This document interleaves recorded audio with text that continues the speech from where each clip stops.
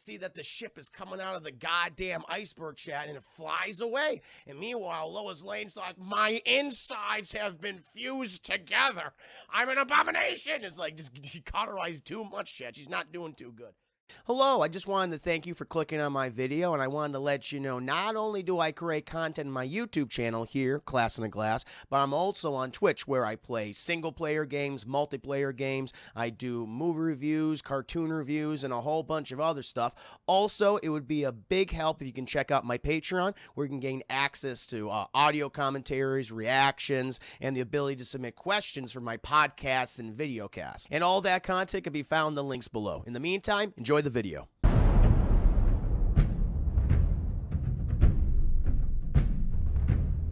Now, my friends, now we got to get down, chat, to some serious business. As I said before, I am doing a scene by scene breakdown, chat, of Zack Snyder's Man of Steel, the original DC film that started off the DCEU, even though it wasn't originally intended to be that film.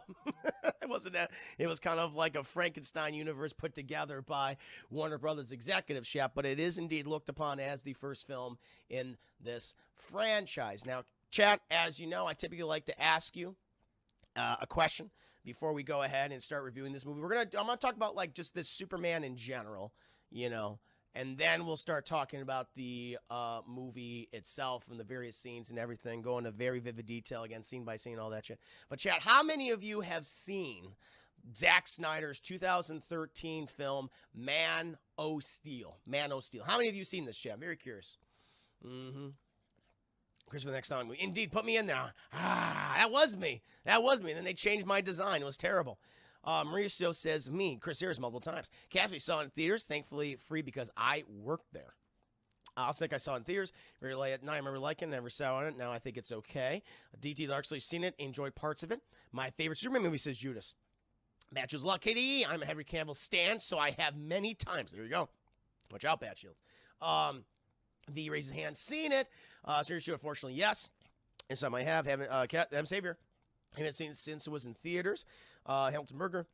Only seen bits and pieces, but it doesn't make me want to see the rest. Jason Bear, I have. Lightborn Cloud, yep. Vinny Boombot, I seen it once. Well, hello, I'm Jeffy. Hello. I was virtually at the premiere. Super Tupac, Pirate, and oh, shit. Where Banziso saw in the theater and home many times. Glad I have parts of it are okay some. I think Henry Cavill's perfect casting. He just has bad writing. And I saw it on TV and I walked away. Super Tupac, I saw it through my neighbor's window. Creepy, but okay, fair enough. So a lot of you have seen it. Maybe a couple of you have not, and some of you may have seen parts of the film. I did see this film when it originally came out, Jan 2013. I did see this in the theater, and I'll tell you what. Before the movie came out yet, I was very impressed by the marketing of this film. So I'm not going to be like, oh, it's Zack Snyder, so I hate it. No, I mean, as we all know, Zack Snyder, he had already made several films before and already made another DC movie. I guess, yeah, it is. I guess technically it's based on, you know, DC characters. He did Watchmen before, of course. He did 300. He did Dawn of the Dead. I think he also, didn't he do, like, was Owls of Ga'Hoole? I think Owls of Ga'Hoole was also before Man of Steel. So he was already known, chat. You know, even and also doing adaptations of comics, specifically 300. Like 300 was definitely that's the thing that really put him on the map for a lot. But yes, he did Dawn of the Dead, of course, which is a commercially successful film. But 300 was when you started to see he did. Didn't he do Sucker Punch? He also did Sucker Punch. But like 300 was the big movie that I think that really put his name out there, and he started to become like a household name. He wasn't just referred to the guy who did that Dawn of the Dead reboot. You know, he was as like Zack Snyder. That's when his name started, I think, carry weight. So he was known for his comic adaptations, chat. And I remember, like, I was of two minds at the time when Man of Steel was about to come out. When he was selected as director, I was initially concerned because it's like, wow, Zack Snyder doing a Superman movie. It's just kind of odd, especially because of all the material that he did previously was very dark in tone. I mean, everything, Chad, everything. Whether it was 300 and especially Watchmen. Like, it would just say that the comic book type stuff. They're in Watchmen, very dark, you know, very violent, not exactly, I would say, hopeful movies in any capacity like you typically associate with Superman, right? And so I was like, okay, that's interesting. Plus, he just came off a Sucker Punch, and I'm like, I was not sure about that. Also, Legend of the Guardians was pretty lighthearted. No, he did Legends of Ga'Hoole. He didn't do Legend of the Guardians. He did Owls of Ga'Hoole. He didn't do Legend of the Guardians. That was a different film. Ga'Hoole is a whole different movie. That's the one with the owls. Legend of the Guardians is the one with the like Santa Claus and the Easter Bunny. I don't think he was involved with that. Good to see you, Casey. Hope you're doing very well. And so when he was picked for director, I was like, concerned. However, when I started to see the marketing for the movie, chat, all the trailers, I was very impressed by them. I just loved how they all looked, the epicness, how he really captured Superman's abilities and all that. I remember even the first teaser, chat, where you had that narration. Thank you, Chris Harris. Somebody was Rise of the Guardians, the full title of the movie's Legend of the Guardians, the Owls of Ga'Hoole. But that's a dark movie. They fucking kill things in that. That's a dark movie. I would not say that is a light film in any capacity. I mean, I don't mind it. It's a darker in tone animated film. Both in aesthetically and story-wise. However, when I started to see the marketing for Man of Steel, chat, I was very impressed by it. Especially when that first teaser came out, and it looked like, I think people compared it to like it was like a Levi's commercial. But I still liked it though, where you have Jonathan Kent played by Kevin Costner, and then you had Martha Kent. You had Martha Kent played by Diane Lane. Look at their son, and he's playing around their house, and he has the red cape on. And then you have that fucking great shot of Superman from the distance, chat, shooting up in the fucking sky, going like Mach 1 or Mach 2 or something like that. I was like, wow, that was really, really cool. And then the first trailer came out. Like the first trailer, we got like a sense of the story and everything. And we saw parts of the destruction of Krypton. They had the Hans Zimmer score in there. And just again, all these fucking glory shots of him flying around. I was like, this looks great. I thought the marketing for Man of Steel was very impressive, Chad. I got very excited. I was like, okay, looks like Zack Snyder appears he's going to deliver a really cool and interesting and just kind of like, grand Superman tale. And so I was excited. Like, I was not hating on this movie, chat, back in the day. Like, before it came out, I was very excited. I was like, this looks really neat, and I cannot wait. Cannot wait. And like, I wasn't going like, it's gonna suck. No, I was like, oh shit, okay, look at that. I was like, I was not a fan of some of his previous films. I was not the biggest fan of Watchmen. Definitely not. I hated Sucker Punch. Sucker Punch was awful. But I did like Owls of Ga'Hoole a lot. I was like, okay, shit, he looks like he's gonna do it. He's gonna fucking do it. He's not going to. I didn't appear like, it looked a little darker, but I thought, oh, that's fine. It's a little darker story, kind of modernizing Superman. Hey, it's like, it's not the same Richard Donner, Christopher Reeves, which I'm not saying it always has to be. It doesn't. But hey, as long as he has the tenants of Superman in there, and he has, these epic grand fucking battle scenes, it looks really cool. I'm really digging it. And then the movie came out, and just my overall thoughts in the film, chat, it's a very, very mixed bag. I do think this is probably the best of his films that he's produced for the DCEU that he's directed. It has, to be positive about it, the opening in the film Krypton, I think, is great. I love his ideas for Krypton, this very fascist society that, because of the mistakes they made throughout their history, they always started to look inwards and they just ignored their scientists. And because they established this weird backwards breeding program where their citizens weren't even really citizens anymore. They just had this one thing that defined them in their existence, and they just did it. And you saw that, I think, very well in someone like Zod, and how he was like, my objective, I'm a soldier for Krypton, so I'm always going to be a soldier. You can't really, like, even though he's like, I'm going to take control, he always just has this one mindset, doesn't look to other outside sources for guidance and things. I like that. It showed that Krypton's failure was inevitable because of the steps that it took along all these years. It made sense why the civilization collapsed, why the planet was destroyed. I got that. I thought Zack Snyder did a great job. I thought Russell Crowe as Jor-El was great casting. I think he's very good in the movie. I think Jor-El overall is great. I don't really have any issues with Russell Crowe in the film. Honestly, I think it was a mistake to get rid of a version of him. Like, I know he dies and everything, but the other version, which we'll talk about, the hologram version, that was a mistake to just do away with him. He could have been cool to see in other future movies as someone who guided Clark throughout his 10 years Superman. his journey and his heroics on Earth. But yeah, the opening, I was very impressed. I was very impressed with the opening. I loved how Zack created this very fascist, inward-looking Kryptonian society and made sense for why it was destroyed. And I have like maybe one issue with that sequence, but overall I was like, wow, it's great. And then the rest of the movie happened. And the thing about the movie, chat, there are moments of like, this is really cool. And a lot of it kind of like looking at how Clark is reacting to his powers as a child, how he's overwhelmed by them. Like, you have that beautiful scene in the movie where you have Martha Kent coming to school because he's fucking freaking out because he's hearing and seeing all this shit. He doesn't know what's happening. Like, those are like, wow, it's such a great Superman moment to see. Because Zack Snyder, he did the origin story again, he did, but he told it in a different way to a certain extent. And where he would have these like Clark would see something in the movie as we see him, he's traveling the fucking world, and he would see something and that would trigger a flashback. And there's some good ones and there's some god awful ones in the movie. But one of the great ones, I'd say, is the one where he has a child and is his mother talking to him. Thought that was great. I liked part of the conversation with his adopted father, Jonathan Kent. You know, that one scene where I always go back to, which is like that, he nailed it there, where Clark says, "Can I just pretend to be your son?" And Jonathan looks at him like crying and says, "You are my son," and he embraces and hugs him. Like, that's a brilliant scene. And of course, you also have the moment, chat, where, Superman takes his first flight and the joy on his face, like he smiles. Like, in this movie, he never fucking smiles. He rarely smiles, and that one moment when he's smiling as he's first learning to fly, it's like that's Superman. That you're doing such a great job. You're nailing it. But and I think Michael Shannon, he is chewing scenery in this film, and he has some fun moments. I don't know if I would say like it's good.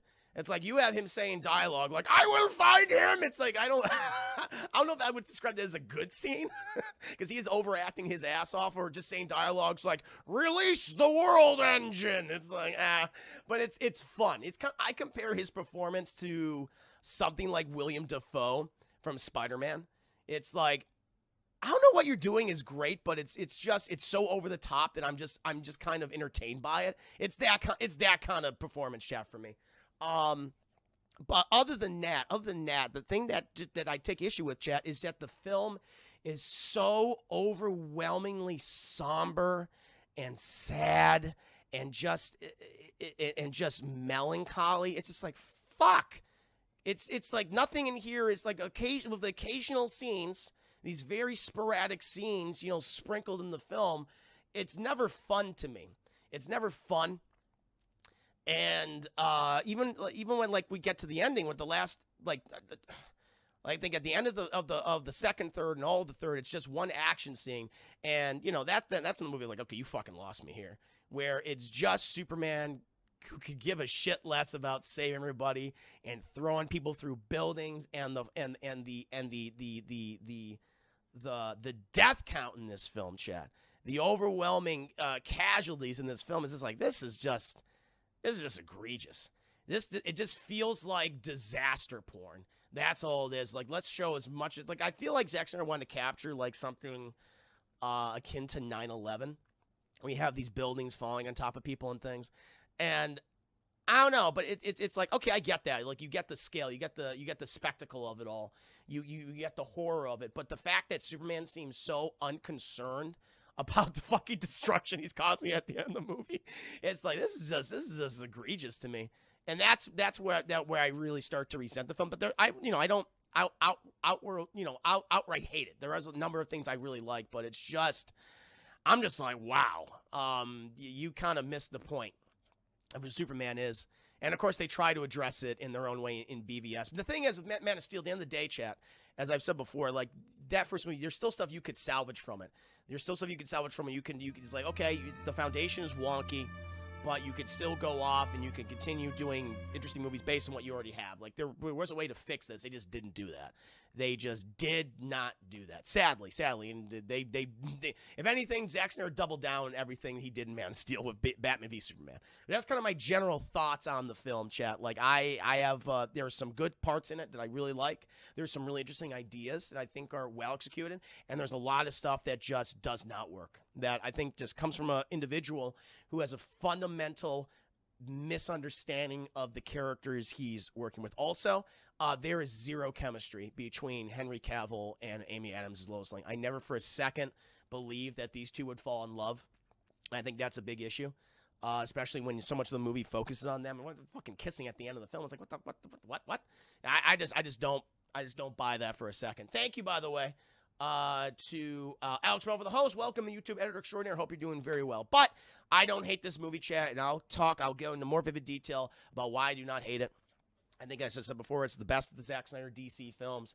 But it's just, at the end of the day, it just has so many fundamental flaws that it's just, I'll never hold it, I'll never be able to say this is one of the good Superman films or Superman adaptations out there. I'll always say, like, the first two Superman Christopher Reeve movies, Superman Lois right now, chat. The Superman animated series, they're just significantly, they're in the fucking stratosphere compared to something like Man of Steel. However, I have some positives about this film, and I will go into them, chat. But, chat, we must start from the very beginning of the movie, chat, okay? And we are on Krypton, chat. We're on Krypton, and fucking we see someone front pooping out a baby, chat. We're literally there for the birth of Kal-El, chat. The first natural birth in Krypton's history in fucking centuries, chat. You're like, what do you mean first natural birth? Krypton, chat, is a fucking broken civilization, a fallen society, all right? And a lot of shitty things are going on there. They have a very strict breeding program, chat. No one can have any sex. No wonder fucking civilization collapsed. No one can have sex anymore. That's why Zod is always like, ugh! He just has to jerk it. Someone just jerk off Zod. Feora, can you please just jerk off your boss for the love of God? You could have prevented a lot of stuff from happening. That's why everyone's so goddamn crazy on this side. That's why society failed. No one's having sex. No one's masturbating. If someone just fucking to say, hey, you can now masturbate, Krypton still be out there right now, chat. No doubt about it. But fucking Jor-El, he knew that he needed to wank it, chat. He needed to have some sex. And he has sex with his lovely wife, chat. And it made a baby. And we see, chat, Jor-El's lovely wife as she's front pooping this thing out. She's like, ah! And we see he comes out of there, chat, and we see the birth of Superman, and we see Kurt Russell, chat. Jor-El, by the way, Kurt Russell, he does, not Kurt Russell, Jesus. Not Kurt Russell. I call him Kurt Russell, chat. Russell Crowe. Russell Crowe. I wish it was Kurt Russell. Russell Crowe, chat. Russell Crowe. He's fantastic as Jor-El, chat.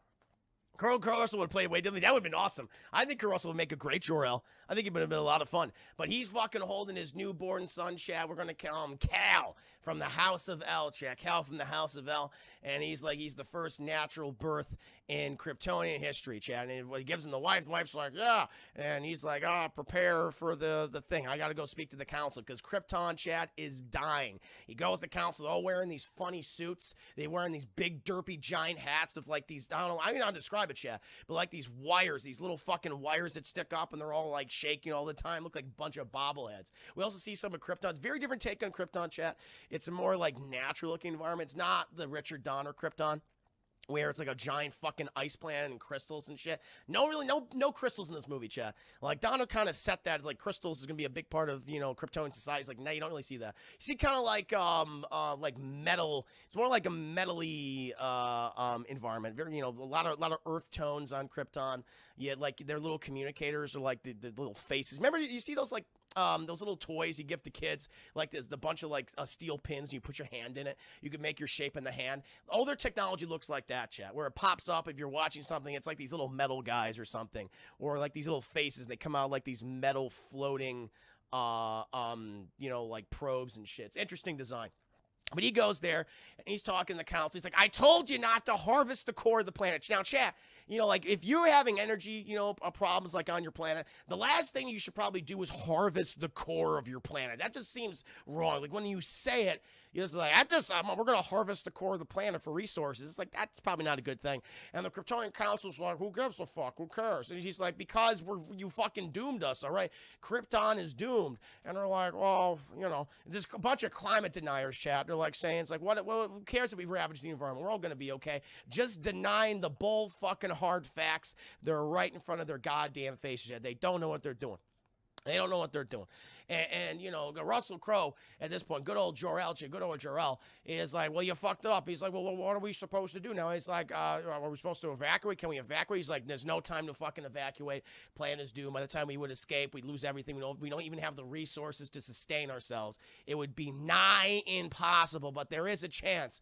I do have a son. Krypton has a chance to live on in his little baby Kal-El. But boom! Fucking the council chambers are attacked, chat. Big old council chambers are chapped. And who fucking walks in, chat? Derpy-eyed Michael Shannon, looking pissed, just staring, chat. His eyes, he looks like a chameleon. His eyes just going off in every fucking direction. And this is, chat, is General Zod, okay? He is the military leader of Kryptonian society, chat, the entire planet. And he's like, I'm calling an end to this fucking council. And you have this old Kryptonian lady on the council. She got the big derpy wire hat. And you know, she's like, on whose authority? He's like, mine. And boom! He shoots her, chat. He shoots, she goes, ah! She fucking disintegrates and dies, chat. Her fucking corpse all mummified and shit, all atrophied. And Jor-El is like, fucking Zod, listen, man, let's not do this. Let's not cause violence. And he's like, no, we're gonna fucking cause violence. These people will face justice. They will be jailed, and then they will be thoroughly punished for their hand in destroying our world. And it's like, we didn't agree on a lot, Jor-El, okay? But I fucking agree with you here. Stand with me, all right? You'll be my second in command. And it's like, and we'll create a new Krypton, a better Krypton.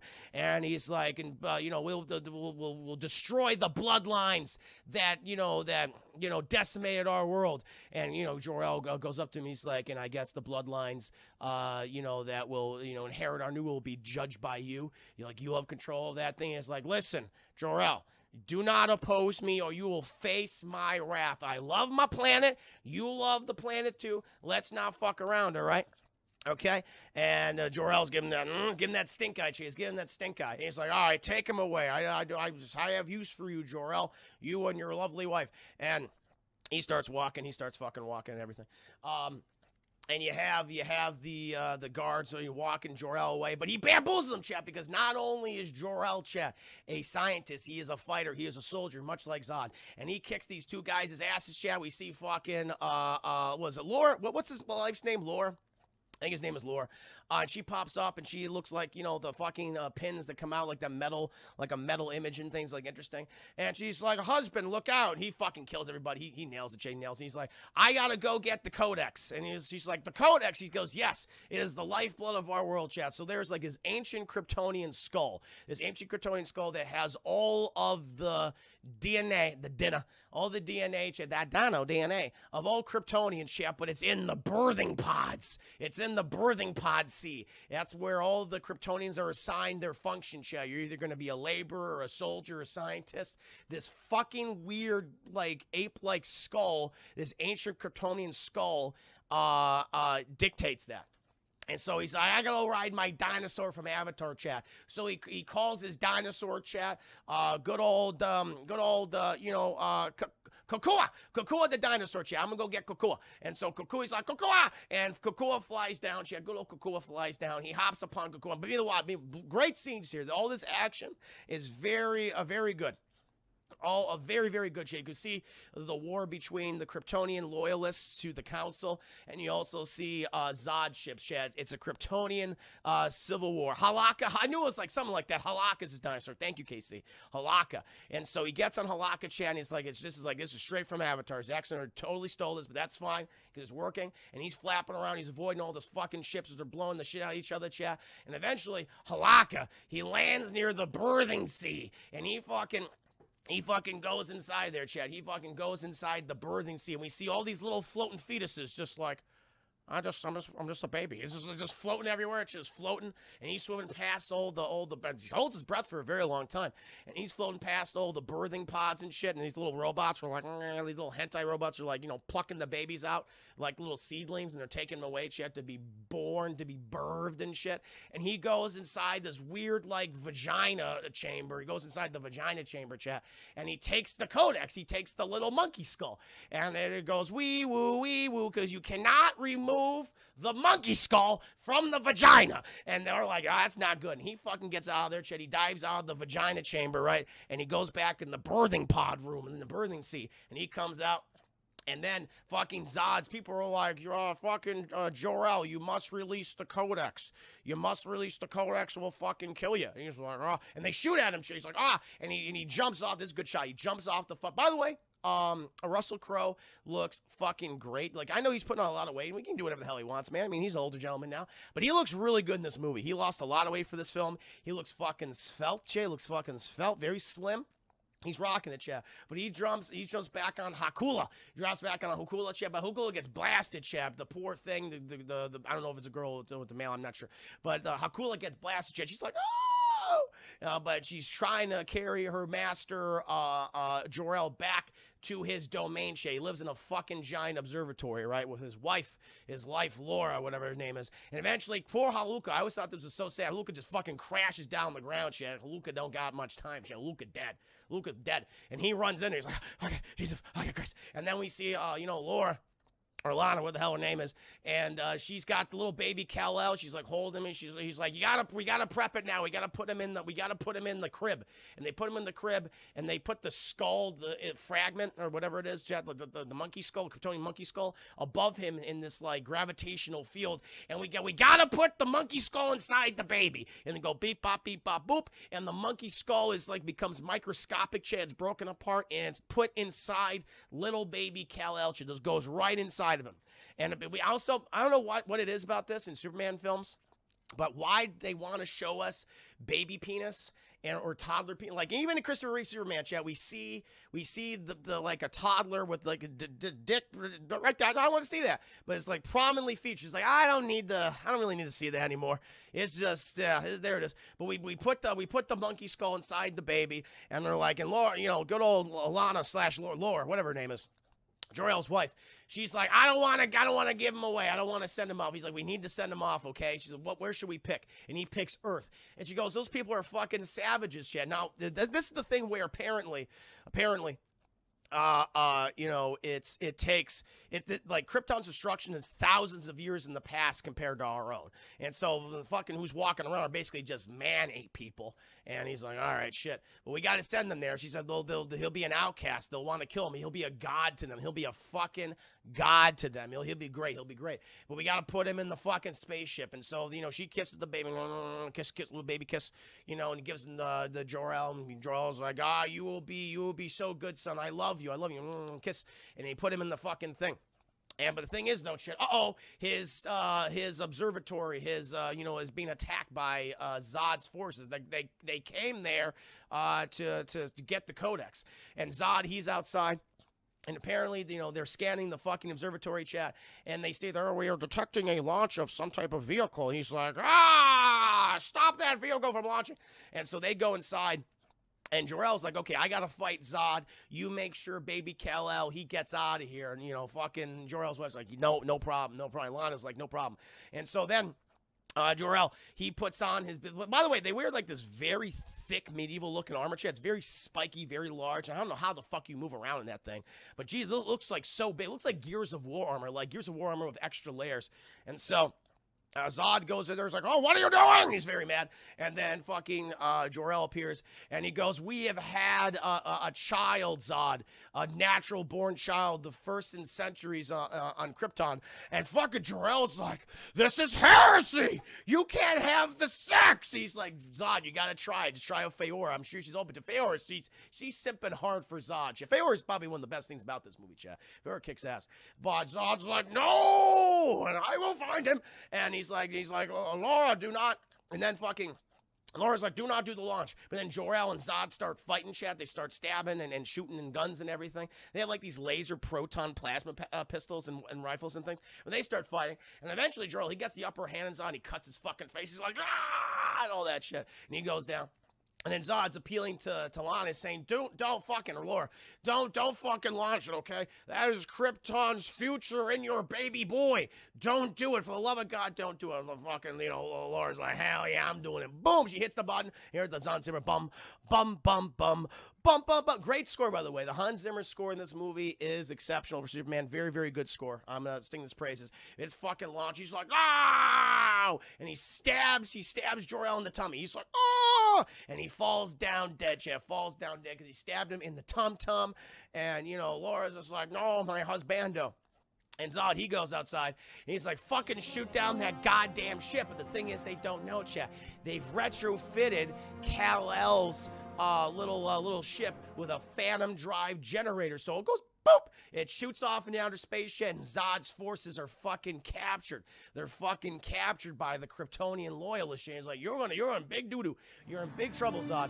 Elliot Hobb, thank you so much for rescrewing. This movie's absolutely ridiculous. We'll get into it, Elliot.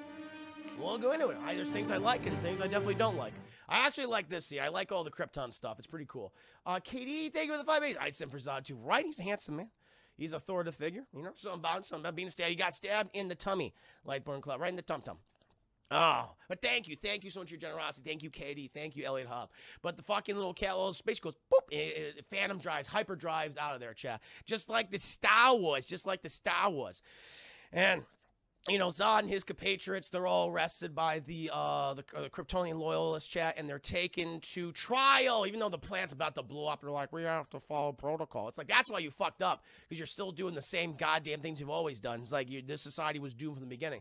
And, fucking Kryptonian council are like, for your crime, Zod, you'll be put into the Phantom Zone for 300 cycles, which I imagine is 300 years. And it's like, for conditional reprogramming. So I guess they're going to be brainwashed up there. And then Zod's like, I don't give a fuck what you want to do to me, okay? You don't have the goddamn backbone to kill me. So you're just gonna, just send me away. And he's like, you all disgust me. And Laura, your son, he's the future of Krypton. The Codex is with him. And I will find him. I will find him, Laura. I will find him. And he's just screaming it. I love that line. Knife Ronnie, help Chris Hansen. He's trying to lure me in with pizza and 4 Locos. Oh, no. Knife Ronnie, welcome to the stream. Hope you're doing very well. And then, chat, they put them all inside these giant penises. It's straight up what it is. Because it's looked like they put their feet in these giant, testicles, right? They put them in there, chat, each. That's the sound it makes when they put them in. Right in there. And then they're covered in this, Vaseline. And it's apparently it's very painful because it's like, they'll look like that, chat. And then it forms like this dome over the heads, and they look like giant peens. And they shoot up inside this spaceship, which I don't understand that. But they shoot, which I guess is a prison. I don't know. But they shoot up inside this spaceship, chat, and the spaceship launches, and the spaceship then goes inside the Phantom Zone. So it's like, okay, it's just very weird. I was like, all right. They're not trapped in a glass, like a pane of window glass going, like traveling the universe forever and shit. But it's like, okay, you're put inside penises, then you're put inside a ship that then goes inside of the Phantom Zone. All right, fair enough. But then, fucking Krypton's not doing great, and, good old Laura, chat, she's back home at the observatory. Husband's dead, she's like, she lets her husband's armor rest. And then her little assistant, chat, I think they call it K or something, or Cat or whatever. I wish this was Brainiac. I think it would have been so cool if this little, probe is just always following around like it's Jor-El's personal AI. They should have made that thing Brainiac. I think that would have been a lot better. Kalo, that's what it is. Thank you. Thank you, Chris Harris. That should have been Brainiac. I don't know why they didn't make it that. It would have been cool. And then attach itself to Kal-El's ship, but it didn't. They didn't do that. Waste opportunity in my opinion, chat. But, fucking Kalo, chat, the little robot's like, hey, Mistress Lana, Laura, you want to get to safety? She's like, we're all fucked anyway. And we get, a really cool dramatic scene, but I think it would have been better. I don't know why the decision was made to have her die alone. I guess make it extra sad. It would have been cool if she was just holding her husband as they just fucking destroy itself. But we see some cool destruction, chat. All of Krypton's just falling apart because they harvested the fucking core. Why are you harvesting the core of your homeworld? That's just dumb. And you just see these fucking chains of lava, these giant lava explode, straight up, just coming out of the earth, chat, and everything, and it's destroying all the cities and things, and it just slowly is coming towards, Laura, chat, and it goes, and she just fucking is burned alive. It hits her, chat. It's like Terminator 2. Remember Terminator 2 when Linda Hamilton's on the chain link fence and they see that nuclear explosion in the horizon and she's like, ah, and she just destroys her. Same thing happens to Laura, chat. Laura L. It's just like, damn, Jesus Christ, and she gets got. But then meanwhile, we cut to little baby Kal-El as he's just exited the hyperdrive Phantom Zone drive thing.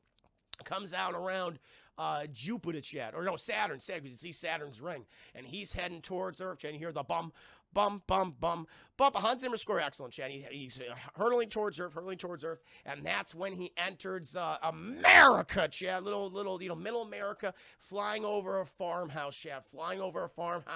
And then you see, oh, it's heading for a cornfield, chat. Then boom, we're on Deadliest Catch. We are now on the History Channel show, chat, Deadliest Catch, where you follow people who fish, but it's very dangerous, chat. Deadliest Catch is a very dangerous profession. You know, on the high fucking seas, you're crabbing, chat, you're catching fish, and we learned that apparently, chat, Clark Kent is now a crabber. He's a crabber, chat, and he's working on this goddamn crabbing ship, and everyone's mean to him. No one likes him, Chad. They're like, who is this fucking jabroni? But then, oh no, the giant crabbing cage, Cap, because it's heavy with so many thick-thighed crabs, comes crashing down. But Clark's like, no, watch out. And he pushes this one guy out of the way, this one jabroni. And he's like, what are you fucking touching me for? You gotta, get some sense, you idiot. Get some sense. And he's like, but I saved you from the fucking crab thing. He's like, forget about it. And he's like, all right. And then he's just sad, Chad. He's just very, very sad all the time. He's just like, oh. And then, Chad, we go up, and apparently, the captain of the crabbing ship, they got an SOS. Apparently, an oil rig is on fire. And, the government's asking, or the Navy's asking for any ships in the area to come help and save some people. And they get closer, Chad. There's oil, like a BP oil rig or something. They fucked up, completely on fire. And the captain's like, we're here. He's like, are there any people still on board? And they're like, yeah, but fuck them. There's no way we can get to them. Like, they literally say that, yeah, but they're literally a lost cause. And Clark hears this, but I gotta save the people. And, they're asking him, Greenhorn, they call him Greenhorn. She's like, Greenhorn, hey, let's get me a cup of coffee. Greenhorn, but he's gone, chat. We then cut to the oil refinery, chat, the oil rig. These guys just, they're inside of a room. They're all freaking out, chat, trying to get out there, put on this, like, heavy protective gear. But, no, they're going to get, all the fires get overwhelmed. And they got these little fire extinguishers that don't mean shit. And then all of a sudden, chat, they hear this boom, boom, boom, boom. This heavy, just hitting this fucking steel door, chat. And, bah! And we see him, chat, in all of his thick, hairy, muscular glory, chat. Henry Cavill. And he's a handsome man, chat. I'll never say he's not a handsome man. And he's got that thick, hairy chest. He's looking good in those jeans, in those fucking Levi jeans, all right? Bare chest, showing off the goods. Showing off the guns, baby. And he's like, come with me if you want to live. Bum, bum, bum. But he's the Terminator. I would have said, is he a Terminator? Henry Cavill, I'll tell you what right now, chat. If they ever did, like, a true reboot of the Terminator franchise, it's like, let's just do a new story. Something totally new. Fuck, all the John Connor, Sarah Connor, move on. Henry Cavill would make a pretty good Terminator, chat. I'm not going to say, but make him like a stealth unit where he's actually like, he actually knows how to fucking talk to people. I think that would have been cool. I could see him as a Terminator, chat. But he busts through. And he leads all these guys to safety check because the helicopter pilot got these helicopter rescue team. And they're like, we're going to do another check to see if these fuckers are going to live. And they see, like, wait a minute, we see them. And they're on this platform and everything. And, Clark is like, go, go, go, go, go. And they all board the helicopter. And this one guy's like, hey, man, you, come on, get in here. But, oh, no, the big fucking oil refiner's collapsing on itself, this giant tower. And Clark's like, shit. And he runs up to this thing and goes, gah! Which is actually a really cool scene. And they're like, forget him, he's crazy. And they go off, shit. They go off, and then the fucking thing, he's like, and it collapses in on itself, collapses on it, crushes him, and then goes into the water. And they're like, what the hell was that? That was crazy. And then they see, and then the fucking helicopter's like, I have to regain control. They regain control, thank God, chat. They're like, well, who is that guy? Who was that guy? But then we see Chad in the water. We see him in the water, chat. In Jesus T-pose, cross pose, chat.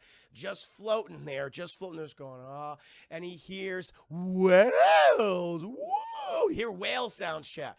And apparently, this was Aquaman saving Kal-El, because apparently Kal-El was saved by these whales. And I don't know if this is true. I think Zack Snyder said, "Oh yeah, Aquaman totally saved him," which I'm like, I don't think he did, but we'll go with it. Aquaman sent whales. That's what happened. Whales. Thank you for the 5 days bad shields. I don't believe that. I don't believe it, C-Mab, when he says that. Oh yeah, that was definitely Aquaman that saved Clark in that scene. He brought the whale, so I was like, that is like the very definition that you kind of can of a retcon, complete fucking retcon. No way. Same whales are in Aquaman. Oh, there you go. It all makes sense. It was all connected.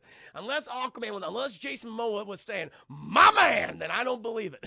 Then I don't fucking believe it for a second, Chef. But he's hearing all these. Thank you for the biddies, by the way. He's hearing all these fucking all these hello Clark, all these whale sounds and shit. And this takes him back to this in the movie is layered of flashbacks, and he sees something, and it starts a flashback. Chat. This is one of the first ones where he is at school. He's like a little kid. He's like in elementary school, like he's, I don't know, like in 2nd or 3rd grade or something like that.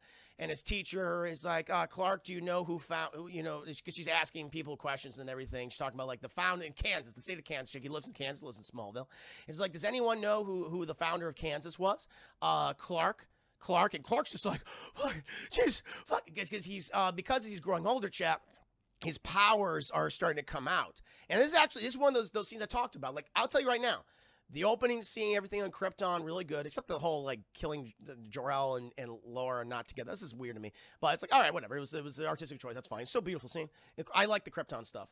And this scene right here, I think, is really good, even though we're seeing the origin fucking again, where it's like Clark is being overwhelmed by all of his, but it's like sensory overload. It's actually really good. Like, I like what Zack Snyder did here to show that Clark is just so scared of his power, he doesn't know what's happening.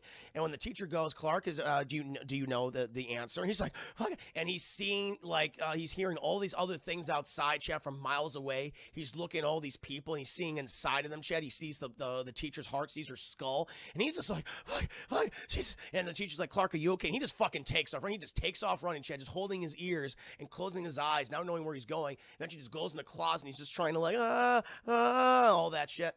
And eventually the teacher goes there, all the students are coming. They're like, Clark, open up the door now. He's just crying and shit. And eventually, I'm going to call your mother. And they call his mother, chat, Diane Lane, Martha. Remember when Martha wasn't like a joke, the whole name thing? God damn it. But it's a great scene with Diane Lane.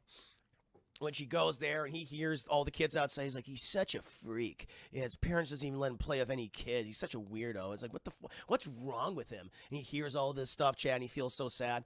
And Diane Lane starts talking like, listen, just concentrate on my voice. He says, it's just too much, Mom. Everything, it's just too much. It's just too much.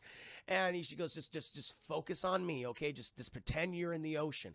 And you're on an island in the ocean, okay? And you're just focused on that island. And I'm that island for you right now. Just trying to ease him, trying to calm him down so he can focus. So he's not overwhelmed by all the things that he's experiencing, the things that he's seeing or the things that he's hearing from miles, hundreds of miles away.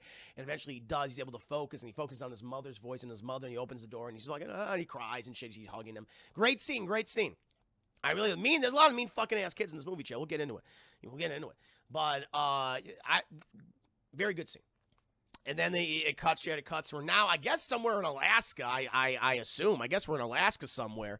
And we're seeing this family get their groceries out of the back of this car, and taking them inside and shit. And then Clark just like, thank you, whales. Goodbye, Clark. And Aquaman's like, my man. They go back in the water, I guess. But we see, half-naked Henry Cavill, chat, just fucking rippling muscles. And he's come out of the water. By the way, it's just everything's blue and gray in this movie. Everything. It's just like, oh my God. But it's just raining. And he's like looking for clothes, but they're all fucking wet. Why would you fucking leave your laundry out when it's like raining outside? Because they have them on the wire, chat. They don't have a dryer. You're going to naturally air dry them. But it's pouring wet, and he's looking around, and he sees that there are some dry clothes in the car, and he fucking steals them, Chet. He steals them, and he puts them on and shit, and he's walking around town and everything. He's like, I don't smell good, but whatever. Just bum hobo. Chet, have you ever wanted a bum hobo Superman? here you go. Here you go. Here's Superman walking the earth, chat. It's fucking Jules from Pulp Fiction. I'm just going to walk the earth and right and wrong, chat. Boom, there you go. Hobo Superman it is. And he's just walking around, chat, and he sees a fucking puppy. He starts petting the dog. He's like, hi, and the dog's like, everything. But then, chat, he sees right down the block, sees a little school bus. He's a school bus, and this triggers another fucking flashback. Another flashback show. We see a little Clark Kent. He's on the bus. He's on the bus, and we see this fat kid, Pete. Pete just starts bullying him, and he says, hey, dick wipe. And it's like, who fucking calls someone, what's dick wipe? The one thing, this was a pet peeve of mine, chat. Anytime you see bullies in movies, I hate, like, the little, like, PG-13 insults they give each other. Hey, dick wipe. Hey, I was like, what is, like, they can't even say asshole. Hey, asshole. Like, that's natural. Why are you calling someone dick wipe? What's a dick wipe? Or dick splash is what he calls him. Dick splash. Like, it's, might as well just call him booger face. Hey, dumbbell. Hey, dummy head. It's like, what the? Call him, hey, just asshole. Shithead. What's wrong with that? Called him, what's a dick splash? What the fuck's a dick splash? And this big fat kid is just throwing shit at him and bullying him and everything. The bus driver's not doing nothing. Bus driver didn't give a shit. They could care less. And you have this one girl, maybe it's supposed to be Lana Lane, I don't know. And he's like, fucking leave him alone, Pete. Just leave him alone. He's like, fucking make me. And then when the, fucking bus driver's like, hey, kid, settle down. Oh, my God. I was driving on the wrong side of the road. I shouldn't have been day drinking. He's like, ah. And they're on this fucking bridge. And the kids are like, ah. And the kids are all freaking out. And then he just goes right off this fucking bridge, Chad. Boom, right in the water. And, of course, all the windows are open. So the water just immediately rushes. And the kids are like, they'll start drowning. And the fucking Pete, he's like, oh, no. I could have eaten so many more bottled noodles. And they're all drowning. And then, Chad, it's silence. It's like they just completely went under. But all of a sudden, the fucking bus starts coming out of the water. It's being pushed to the surface, chat. It's being pushed to the beach side. Who's doing this? Chris here thinks 5 days. Yeah, she's credited as long. I knew it. There you go. Cool. Oh, Night Day Nick, we're going to get to it, baby. We're going to get to it. Chris Harris, thank you for the 5 days. And we see Clark just pushing. We see the bus being pushed up to the beach. And it's Clark. He's pushing out of the water, chat. He came in through the back of the bus. He's pushing it up. And eventually they get up there. And all the kids are like, and they're like, Clark, what the hell? And he's just looking at everybody, and he just dives back in the water. And like, where'd he go? Where's Clark? And then he breaches the water chain. He's dragging Fat Pete, good old Fat Pete. He brings him to the beach. And everyone's like, Pete's just like, holy shit. They're all looking at him, so they can't believe it. And then we cut, and we're at the Kent farmstead, chat, the residence of Jonathan and Martha Kent. And we see Fat Pete's mom, and she's like, this was an act of God, Jonathan. And we see the introduction of Kevin Costner as Jonathan Kent, which could have been great casting, chat. I think Kevin Costner, the idea of him being cast as Clark's dad is cool. I just don't like a lot of the things they had him do. Not his fault. It's just the dialogue and some of the things they do. And there's one scene we'll get to in a second where I think this is great. But he's like, I'm sure, the kids saw a lot of things when it happened. I'm just happy everyone's okay. She's like, no, you don't understand. My son saw what Clark did. The little Lana Lane girl, she can back up this up story. And Fat Pete's just staring shit. He's just got that 1,000-yard stare. He's like, holy fucking shit. I don't know what the hell happened, but I'm never going to make fun of another kid again. He's just scared. He's like, and this isn't the first time that weird things have happened around your son. There's something about your boy. And he's like, I'm sure it's nothing, I'm just happy everyone's safe. And, Jonathan, you could tell he's just fucking pissed. And Diane Lane, Martha, she comes in there and she starts talking to Fat Pete and Fat Pete's mom. And then Jonathan, he looks outside and he sees like Clark walking away from the swing he was on. He goes to the truck right out in the middle of the cornfield, and Clark's just sitting there all sad and somber. And Jonathan comes on out and everything, and Clark goes, "Listen, I know you're mad. I know that you what you told me to do is like." And he's like, "Clark, we've talked about this. We talked about this so many times." And he goes, "I know, but what?" And this is the point of the movie. I'm like, "What the fuck?" Now, this is the point of the movie when I'm like, "Okay, what are you doing?" Because I have a big issues with this, and it's like, I know we gone over this, but before, Clark, we talked about this before, but he's like, "What was I supposed to do, Dad? Just let him die?" And fucking Jonathan Kent says, Maybe. Are you kidding me? Maybe. I'm like, oh shit. This was the first big warning sign. Like a somber tone. I was like, all right, I can still go with this. Clark is just disenfranchised. He's trying to find himself. That's fine. But this was the first big fucking like flag on the field. Flag on the field. Excuse me? What are you talking about? Like the thing with Jonathan Kent, shit, he's a very important character for Superman films and adaptations just in general to the character. He informs Clark's morality. That's what his parents do for him. Like, that's the thing that was so good about him landing in this little small town, middle America. You have two just very good, kind-hearted people that taught their son to do the right thing. That's what I hate when people say, oh, Superman's a boring character. He's not a boring character. He does good things for the sake of being good. That's what I think makes him so endearing. That's what you want. When you have a guy who is literally could be a god, who has godlike powers, you want someone to raise him right. And I really do take issue with the fact that the parents who informed his morality, who didn't really inform his morality, they have this very laissez-faire, this very libertarian, this very Ayn Rand, like, yeah, fuck him. Who cares? It's like, maybe you should have let him die. And I'm like, that's bullshit. I'm like, that was a very poor direction to go, and I think it's also just the fundamental flaw of Zack Snyder's view of Superman and just like heroes in general, superheroes in general. Like I just don't like his approach to this. And this was the first major mistake that he makes in this movie. Like not having the Kents be this foundational pillar of morality for Clark to set him down this path. They're like, fuck it, just be selfish. It's like, you gotta be kidding me. I have a lot of issues with that. I do not like that. Pa Kent literally saying, fuck them kids. And I'm like, nope.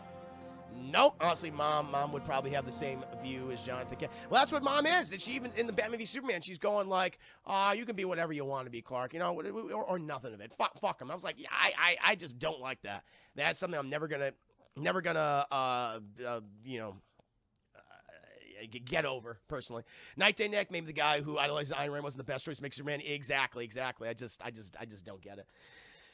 I just don't understand that. And you have this conversation where he's like, listen, Clark, you know, you're different. We talked about this. You're different. And we're just worried about you. We just don't want nothing to happen to you because what happened to you would happen to us. And he's like, listen, I want to show you something. And they go to the barn. And that's when Jonathan reveals, like, the spaceship. He shows the spaceship. We found this. This is where we found you were inside it. And Clark is looking at this. And you're like, son, you are the proof that we are not alone in the universe. That's what it is. This is the first time they talk about, like, as if, like, I guess they're not going to ever bring up the guy, hey, that Bat guy, you know, that Batman or that literal demigod running around in World War I and all these other wars and that crazy time in 1984. Everyone's just going to forget about it. But, like, apparently in this movie, that's you could tell they didn't have a plan for a cinematic universe in place. They just like, hey, let's make a Superman movie. And it's the first time you hear, like, you are proof of that we're not alone in this universe. The first really fantastical thing. So I'm like, all right. But that, again, it's just, that's because they just didn't have a plan going for it. I'm not going to hold it against the movie, but it's just like watching all these films over the last 7-8 years shows like, yeah, you clearly didn't know what you were doing. But, you know, I'm not blaming Snyder. I'm blaming Warner Brothers for that. That's not his fault. But you're proof that, you know, we're not alone in the universe. And then we have a great line in the movie, which I absolutely fucking adore, where Clark is looking at this thing and he looks back at his dad and he just has tears in his eyes and he's so confused and he's angry. He doesn't know what to do. And he says, can I just pretend to be your son? And Jonathan looks at him and comes up to me and he hugs him. He says, you are my son. You are my son. And I think that was just a really beautiful moment. We needed more moments like that in the movie. Not the, you know, maybe she'll let him die. I'm like, no, absolutely not. Like, that's the Jonathan Kent. That's what he needs to be. He needs to be a loving father. He needs to be a pillar, a foundational pillar in Clark's journey. And he's just not. He's not in the movie in any capacity. Neither is his mother. I don't know what informs Clark's morality. They never really have. There's never that inciting incident. There's never that moment that puts him down this course of life he's chosen. It's kind of assumed he's always been good, but morality is not genetic. It's not like it's taught. That's the thing, Chad. That's what makes Superman so special. Is it's not only because he has all these amazing powers, but he encountered all these very good, passionate people in his life that informed his sense of morality.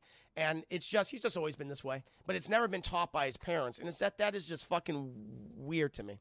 Night Day Nick, that line made me almost made me forget the podcast and said, fuck them kids, not even 30 seconds ago.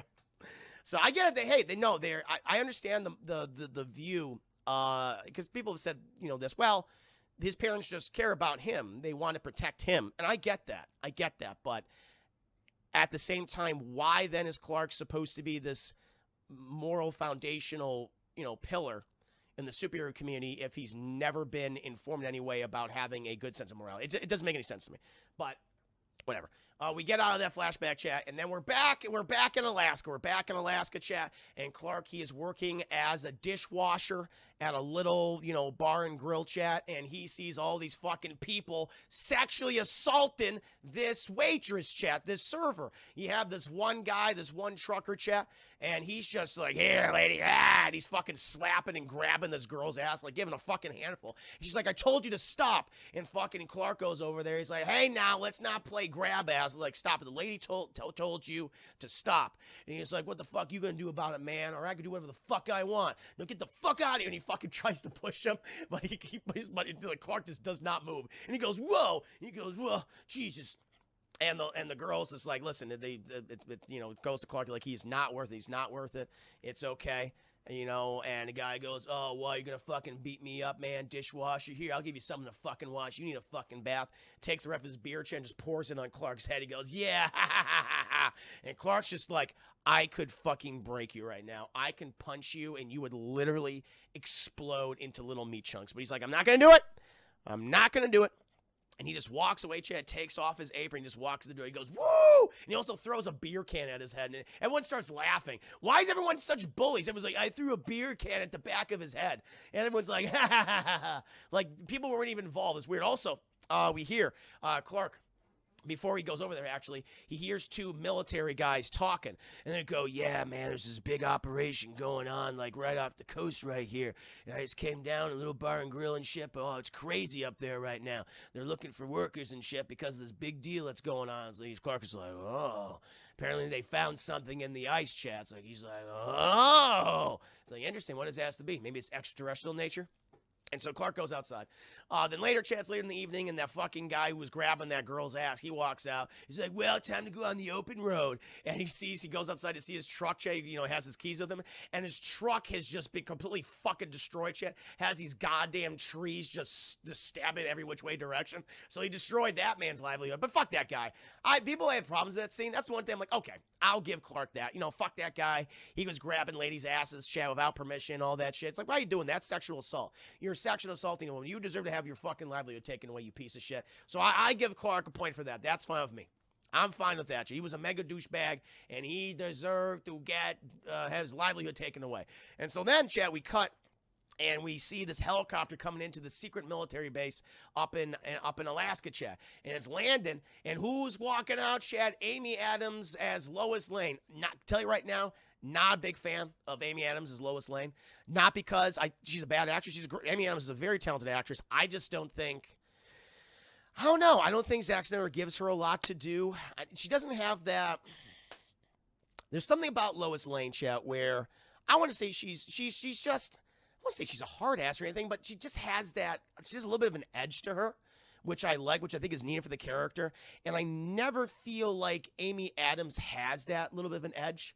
That snarkiness that comes through, that I think that made Lois Lane a Pulitzer Prize winning journalist. It's just never there for me. And she has no chemistry. Like, her and Henry Cavill have no chemistry. I never buy the romance with them, both in this movie, which is not really there to begin with, and in a BVS where they're living together. It's just like, hey, yeah, I just don't feel it.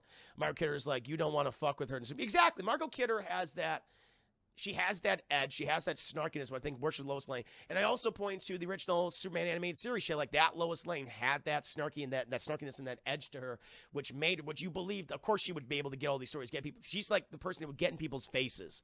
And Amy Adams, to me, just never has that moment in any of the films she's been featured in as Lois Lane. Amy Adams, yes, you know, it's funny. Bat Boy, welcome, by the way. Like, because Amy Adams has played characters like this before. Just look at, yeah, exactly, perfect. In The Fighter, she gets in people's faces. Like, where's that? and it's just not there. They actually think probably that's why they got Homegirl on CW. Yeah, no, and I forget the actress who plays Lois Lane in I'm gonna I'm not going to compare it because I'm to Superman Lois chat, but the actress they got to play Lois Lane, I totally fucking believe it. She's got that snarkiness, she's got the attitude, she's got that drive, and I never see that coming from Amy Adams. And I don't think she's given a lot to do in the movie itself. It's kind of a very boring damsel in distress-y performance. Yeah, Zack Snyder, I just feel like he didn't know what to do with the character. But she lands, and apparently, chat, she got a hot tip and everything. The military's allowed her to be on site because I guess the U.S. Navy, chat, they found something buried underneath the ice. Oh, boy. And she's like, what is it? And they're like, we think it might be, a Soviet-era sub or something that got stuck in there.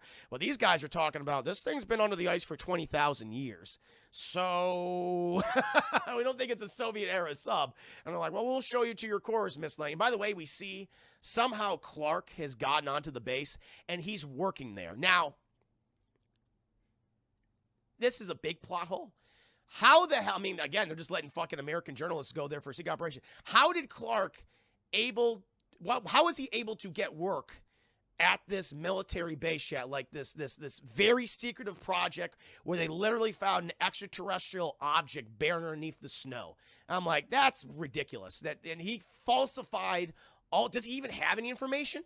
As we know, Chad, he arrived in this town literally with only his jeans. Did he have his wallet? Did he have all his paperwork in his back pocket? Did Aquaman says, hey, man, whoa, I have your social security card and I have your driver's license. I also have your birth certificate. I laminated it. It's waterproof. Whoa, my man. Did he have that?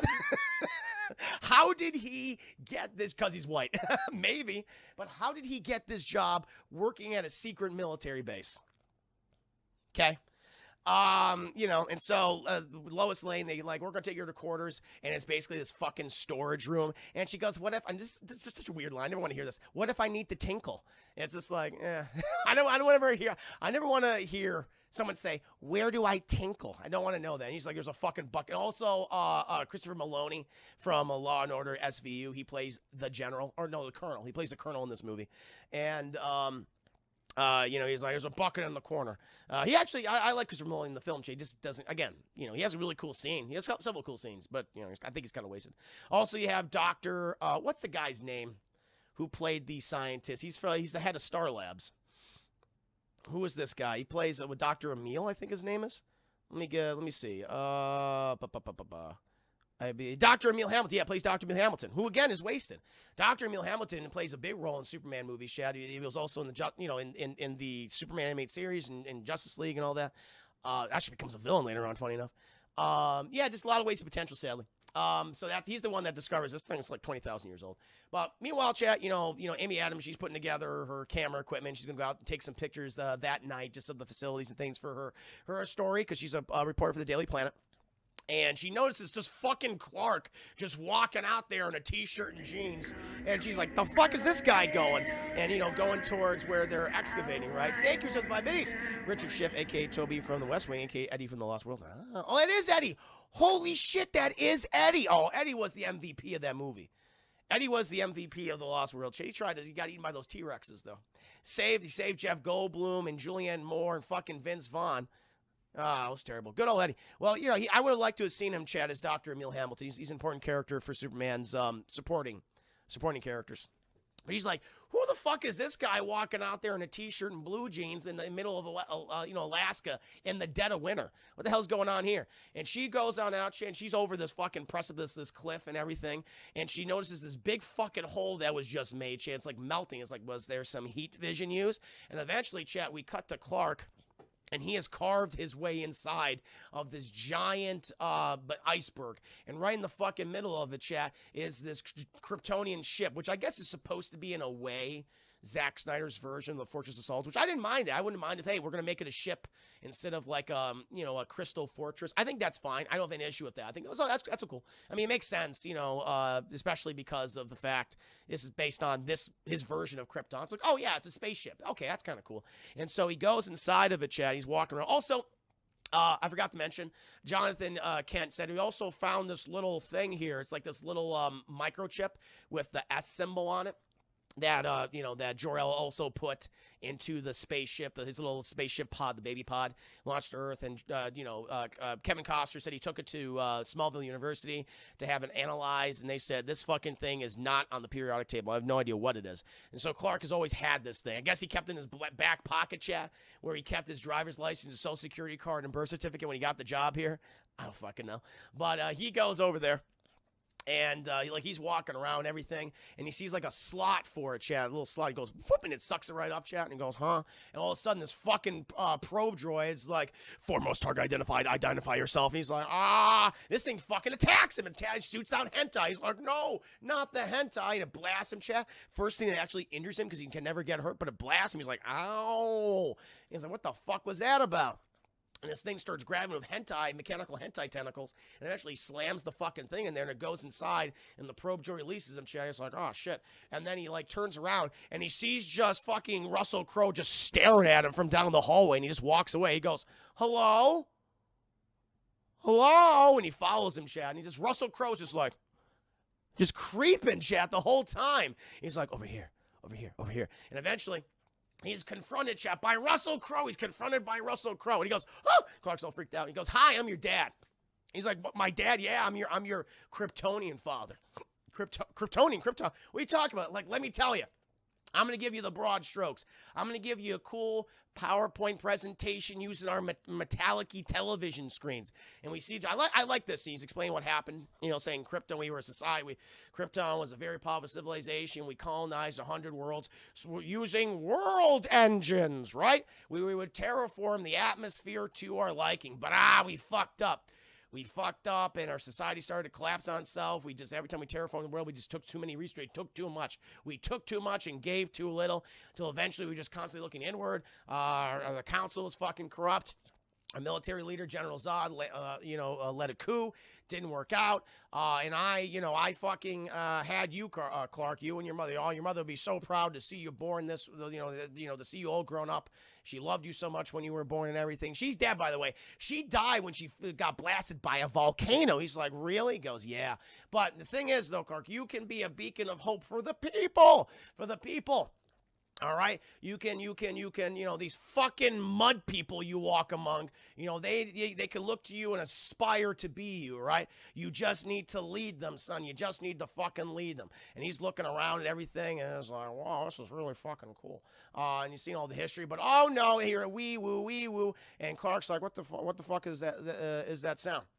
And he's like, oh, there's an intruder. And he goes, what? And then we cut to Lois Lane, chat. She's also gotten to the ship because she saw, there's like, oh, shit, it's an alien spaceship. She's taking all these pictures. And the fucking probot, I wish this thing was Brainiac. I'll say 1,000 times, it's like, this is a waste opportunity. It would have been really, really cool if the AI on the ship was Brainiac, but no. And so this thing's like, please identify yourself, foremost target identified. She's, I'm going to take your picture. And this thing's like, fuck that. And it just hits her with a fucking hentai tentacle. She had mechanical hentai. She goes, it just smacks her. She's like, ah! And she falls there, destroys the camera and everything, chat. But then, right before it's about to hentai her to death with his mechanical tentacles, chat, fucking Clark comes in there and goes, rah! And he grabs it, chat, and he smushes it. He smushes it with his big fucking strong Henry Cavill arms. And she's like, whoa! Oh, he's like, you're okay. He's like, I'm okay. He's like, listen, you shouldn't have followed me in here. And he looks at her, she says that she's hemorrhaging bloodshed, and she's bleeding inside of her tum-tum. And he's like, listen, you're bleeding inside of your tummy. I'm going to go ahead and make sure you're not doing that anymore. She goes, what are you going to do? I was like, I'm going to do the best I can, baby. And he fucking activates his heat vision, chat, and he fucking just cauterizes her tum-tum. She's like, ah! It's like, Jesus. Eventually, though, we cut back to the military base, and they all shit. The fucking, there's like an earthquake happening. We're like, what the hell's going on? And eventually they all walk outside. And they see that the ship is coming out of the goddamn iceberg, chat, and it flies away. And meanwhile, Lois Lane's like, my insides have been fused together. I'm an abomination. It's like, just cauterized too much, chat. She's not doing too good. It's like, holy shit, what the hell happened? what the fuck's going on? And eventually Lois Lane, she goes back to the Daily Planet chat because she writes this story of this mysterious man with all these powers, this fucking being who had these amazing abilities, super strength, heat vision, flying the spaceship. He's not of our world, but he saved me. And Perry White, played by Lawrence Fishburne, who does a very good job. I'll tell you again, Chad, another positive thing. Lawrence Fishburne does a very good job in this movie. He actually gets some cool stuff to do. I really I'll tell you what, like, he sells it as that hard-nosed editor. He's tough but fair. He's running a business, chat. Hey, newspaper business, it's not the best as it used to, not as good as it used to be, right? And I love his scene at the end, especially with with Jenny and goddamn Doug Stamper from House of Cards, right? When they're about to die and they're holding hands. I thought that was beautiful. That was a very beautiful moment. And he's not used in any capacity in BVS, but he's great here. I like him a lot. And he's like, I can't run this. And she's like, what are you talking about? And, all the people at the military base can corroborate the story. Like, yeah, the Pentagon's saying that what they saw, what happened did not happen, and that they excavated a military sub that exploded. And she says, well, of course they're going to say that. The Pentagon. He's like, Lois, listen to me. I can't roll with this. You don't have any fucking legitimate sources, all right? And she goes, this is fucking real news, okay? And Perry White's like, do you understand that if we run this, our paper would be destroyed, would be the fucking laughingstock? I can't do this unless you do the thing which you should always goddamn do, which is get fucking sources to back up your story. Until then, I'm not running. I'm not gonna publish this, okay? And he throws it out there. And they got fucking Doug Stamper, chat. Michael Kelly. Actor Michael Kelly, who I always appreciate seeing these things. He's a very talented actor, chat. Michael Kelly. He is. I think he plays. Who does he play in the movie, chat? I always forget. He plays that asshole sports reporter in the film. Michael Kelly. Steve Lombard. Steve Lombard is always a prick. He goes like, didn't get another story published, Lane. She's like, fuck you, Lombard. And she goes out. But oh no, Chet. Oh no. Because we got to go back to good old Clark, and he's talking with his dad, his real dad, Chad Jor-El. And he's like, listen, son, you got to inspire the people, okay? Thanks for getting the ship out of the way of those military folks. It would have been bad. And he shows off all the super suits. And he's like, here's the super suit. And here's this. This is kind of our aesthetic that we go to. This is like normal everyday clothes. But these fucking mud people, they're going to love it. They're thinking, oh, that's a good-looking suit. This suit was also controversial, Chad, at the time. It did not have the red undies. There were no red undies. Also had this silver finish around the arms and the legs and the hips, which is fine. I don't mind the super suit. It looks good. It looks good. A little muted. The colors are a little dark. It gets even darker in BVS. But it's fine. I don't mind the super suit. It looks good. People complained it was shiny. I was like, I didn't mind that. It kind of has like, because it's not cloth. Not like a cloth-like material. Almost feels like a rubbery-esque material. But I didn't mind the look of it. Aesthetically, it was fine. He's like, you can fucking aspire them. You can, yes, they will stumble, they will fall, but someday you will bring them into the sun with you. And then we get the glory shot of him stepping out of the fucking spaceship, him stepping out, and where the lights illuminating. We see him in the suit and the cape. And it's beautiful. It's very good. Cinematography is great. He's stepping out. Check, he's in the North Pole right now, so it's all icy and everything. You see the sun shining bright. And I just love the look. I just love the look. You have the Hans Zimmer score playing that bum, bum, bum, bum, bum. Like, oh, it's very beautiful. And then he's like, you see Jor-El's narrations playing through his head, and he's like, I have to push myself. You have to push yourself even farther than you've ever done before. And he starts leaping into the air, Chad. Like, hey, you can leap buildings in a single bound. Like, all that shit. He starts leaping, Chad, but he's like, I could push myself farther than this. And finally, he fucking leaps farther. He's trying to fly, and he's like, and all this is brilliant. I love all this shit. Absolutely beautiful. Zack Snyder did a great job capturing Superman's first attempts at flight and later flight. And then he's trying to fly in the air, but he can't maintain. It's more like falling with style. It's gliding. And eventually it goes back to it. Goes through a fucking mountain. Hits that. Like, very great wide shot here. There's a lot of great wide shots Zack Snyder has in this film. This one's very beautiful. Where he goes to the mountain, just shows his power even when he's falling. Goes through this mountain, and he gets up. He comes out. He's like gripping the snow and dirt. And then you see the scene, chat, where he's kneeling on the ground. And he's like, you see the gravity around him is changing. Like the snow particles and the rocks in the air start floating above him. And then it's like he just fucking blasts off in the air. He just finally is able to fly. We get that amazing moment when he breaks through the clouds and the sun. And he just starts flying around the world. goes from the North Pole, goes all the way to Africa, chat, going, passing all those herds of animals and things. And he's smiling. The first time in the movie, he's fucking smiling. It's like, Jesus Christ, this is a goddamn Superman film, and we're about an hour and 20 minutes into it, and now he smiles. It's like, Jesus Christ, but it was a great moment. It was a great moment, Chad. He's just flying around. It's like, oh my God, what a great scene of Superman's first true flight. He does the whole arm things, controlling his flight pattern things, is going up in the air, he's in the Grand Canyon at one point, goes up and just shoots back in the air, and he goes like fucking Mach 1, Mach 2, and then finally Mach 3, has that goddamn glory shot here, which is an homage to Richard Donner's film, when he goes up into the earth and he passes by us, but he doesn't break the fourth wall, but you see him like, in the earth, and he goes back down. Eventually, Chad, we cut back to Lois Lane, and she's talking to some, Alex Jones type. She says, listen, I got to use you to leak this story, okay? It's got to leak out there. People got to fucking know. And he's like, you always call me, a degenerate piece of shit. Why should I do this? Because you know this is fucking real, and you eat this shit up. And he's like, all right, yeah, I'll do it. I'll publish this on my website, my InfoWars-esque website. But what are you going to do? She's like, I'm going to do what I'm going to do best.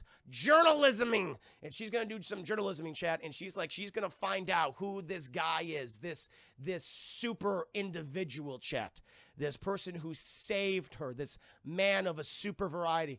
And she starts talking to everyone. She starts where she originally started, where she goes to Alaska. She talks to the waitress that he helped, talks to the crabber captain, the captain of the crabbing vessel. She talks to like all these individuals like all around the United States and the world that he's interacted with. She goes from person to person to person and realizing, okay, trying to follow that trail. Eventually, chat, she finally ends up in Smallville in front of an IHOP, the International House of Pancakes. Advertising paid for this movie, and it prominently featured, chat, like, eat at IHOP, okay? Have our fucking delicious infinite pancakes, okay? It's it's as many as you want. It's a smorgasbord, chat. Try our blueberry, raspberry, apricot syrup, all you can eat, yeah. You can get some cream on the fucking side, get some butter, you get some whipped cream, boom, all you can eat pancakes, baby. Waffles, no, those cost extra. You gotta pay for them waffles. Pancakes, easy fucking to make. Eat as much as you want, you fat fuck. And so she goes inside, chat, and who do we fucking see? Fat Pete. Well, of course Fat Pete's gonna work at an IHOP, chat. Stuff himself. He's actually the general manager on this IHOP, chat, and he's doing pretty well for himself. And she's like, are you Fat Pete? He goes, yes, I am. And she goes, do you know a person named Clark Kent? He goes, oh boy, here we go. And it's like, goddamn, I'm glad Fat Pete's doing well for himself, chat. General manager of his own IHOP. I'm happy for him. I'm happy for Fat Pete. Good for him. No, he cleaned himself up. He looks like he's been taking care of himself, chat. He lost a little bit of weight. Hey man, more power to him. No, I'm not hating on Fat Pete. Okay, but this leads him, Chad. This leads Lois Lane to then go to the Clark farmstead, chat, or not the Clark, the Kent farmstead, chat, where Diane Lane has been running the farm, chat, for all these years, And it's like, well, where's Jonathan? I'll tell you in a bit. I'll fucking tell you in a bit, chat. But then Amy M, she's knocking on the goddamn door. And Diane Lane enters this. She's like, yes, can I help you? And the dog's bark. She's like, shut up. And she's like, Mrs. Kent, I'm here to find your son, Clark. I think he's been gone for a little while. He saved me. And she's like, oh, Jesus. Oh, boy. Here we go. But fucking Diane Lane takes her, apparently, chat. I don't know if she says anything. I don't think she says anything to her, but fucking Amy Adams, she's got a nose for these things. She's gonna find the only other Kent that's currently in Smallville, but he's been dead since 1997, chat. Papa Kent, Jonathan Kent, he died, Chad, born 1951, died 1997, Chad. It's like, damn, died in the 90s. What happened to him, Chad? Did he have that heart attack? Was he taken too soon? Was Clark not able to save him? Oh, boy, we'll get to it in a bit. And she's at this grave, but then she gets like that weird feeling like someone's watching you, and she turns around, and there's fucking Clark just staring at her, and she's like, oh! He's like, hi. And he's like, she's like, whoa, Jesus Christ. what are you doing? He's like, I know you've been looking for me for quite some time. She goes, yeah, I wanted to talk to you, all right? And he goes, a lot of people want to talk to me. Listen, maybe I don't want to talk to anyone else. Maybe I just want to stay a secret. Maybe I just want to live my life. I want to live my life. It's just like, you've done all these amazing things, and I don't think you're going to stop saving people. You know, my dad, he told me to stop saving people. He was afraid of a lot of things. And she goes, what are you talking about? Let me go a flashback. And then we get another flashback scene. And we see a 30-plus Henry Cavill trying to be a 17-year-old, which is hilarious to me. But he's sitting in this fucking pickup truck. Kevin Costner, you know, he's driving the truck. Diane Lane, she's in the back of one of their dogs. They're in the one, I guess, you know, the dog they had in the 90s. And Kevin Costner is trying to get Clark, Henry Cavill, to major in agriculture because he's going to go to school, going to go to college. I want to be a farmer. But then Clark's like, maybe I don't want to be a farmer, okay? Maybe that's not what I want to do with my life. And he's like, I understand that, but it's a good profession. He's like, listen, okay? You're not my dad, all right? You're just the people that found me. And fucking Diane Lane's like, Clark! And he's like, no, Martha, it's okay. No, it's okay. That's right. You know, we're not your parents. We're not your real parents. It's true. You know, but we have done our best, and maybe sometimes we always haven't done our best, but we're just trying to do what's best for you, Clark, okay? I was just trying to do what's best for you. He's like, is that a tornado? And they're like, holy shit! And they stop the car, Chad, and all these people are like, they're all running away, because this giant fucking tornado, this CGI tornado, Chad, is forming in downtown Smallville. And they're like, holy fucking shit, we gotta make for the underpass. Go, go, go. They all get out of the goddamn car. You know, Clark's going, Jonathan's going, and you know, good old Martha, they're all going to the underpass. But Martha's like, the dog, where's the dog? Fuck that dog, all right? Fuck it. And Jonathan's like, don't worry, I'll go for it. It's like, fuck that. Just go, send Clark. He's going to be okay. Jonathan's like, no, I'll go for the dog, okay? And Clark, oh, by the way, Clark tries to apologize. He's like, listen, Dad. He's like, hold on. But that's when they see the tornado. Because he feels bad for saying that you're not my father, you're not my parents. Very Sam Raimi Spider-Man scene, like when Peter says, "You're not my dad," and you see, Ben's so sad, and then that's the last thing he ever said to him. Really, it's like, oh, that's kind of shitty. But why Jonathan said, no, I'm going to go get the dog, as a fucking giant tornado is barreling down on them, Chad. It's like, okay. And he goes to the fucking car. He's trying to get the dog, and the dog's freaking out, Chad. He eventually gets, oh, no, because he goes inside the car, and his fucking car, like, crushes his truck. He's like, oh, shit. He's trying to hold on. Gets the door open, Chad, but the fucking car crushed his fucking ankle, pinned his ankle, just cracked it, Chad. Just cracked open, bone sticking out and shit. Dog just goes running to Clark and Martha. And eventually, Jonathan, he hobbles out, yeah. The tornado's like right behind his ass, and the ankle's just gone. He can't do anything. And then Clark's like, okay, Mom, stay here, have the dog. And Clark's about to go out there. And then Jonathan does, no. I'm not your dad after all. It's like, Dad, now is not the time to act this way, all right? Now's not the time to have a chip on your shoulder, all right? Stop being so fucking passive. No, I'm gonna die. I'm gonna teach you a lesson. And I'm like, you gotta be kidding me. Where he's like, I'm teaching you a lesson here. Don't save me. I love that at the end. He's like, no, listen, Clark, the last thing I want you to do is save anybody, especially me. And this fucking tornado just gets Kevin Costner. He goes, just kills him, Chad, just sucks him up. It's like, you gotta be kidding me. One of the, that hand thing. No. I love that. Every time. It's so dumb. Oh, thank you, Miss Somebody, for the way. Just remember, son, you're the worst Superman. It is so unintentionally funny and just so against Superman in general. Like, I want to compare it to the Reeve Superman. I'm going to, Chad. What I love about that beginning of the movie, especially when Clark is on the farm with his parents, his adopted parents, Jonathan and Martha. You see before that, you see during that entire sequence, you see a whole montage of Clark's powers throughout, like a day in Smallville. You see him, clean up all this equipment, like, because he can't be on the football team, Chad, but he likes football, and so he's the ball boy, he's the water boy and shit. That's his job, because if he go off in the field, he'd kill somebody. He cleans up all the equipment like that, easy. He runs faster than a locomotive, Chad, because of his super speed. He's able to get from place to place, no problem. He has the super strength. You see all these powers in the span of this moment when he lives in Smallville, and then he goes home. And the dad's asking, "Oh, what were you doing? Were you showing off and things with the kids?" He's like, not really. You're showing off for yourself." He goes, maybe a little. He's like, "Listen, Clark, I know that you have all these amazing abilities, but and you like using them, but remember that to use these powers for the good of everyone, the things that you can do are incredible. But think of the things that you can do with them to helping other people." Like, that's the Jonathan I love. He's the guy that's like, no. Like, do this in the service of humanity. I mean, there's no one else like you, and you can do all these things and help so many people. And he's teaching these lessons to Clark.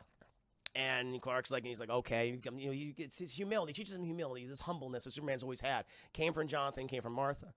And you have this moment where he's like, "Hey, I'll race to the barn, Dad." He's like, I'll kick you, I'll beat your ass, I'll kick your ass this time too. He goes, "Yeah," and they start running to the barn, and then Clark gets there, and Jonathan stops.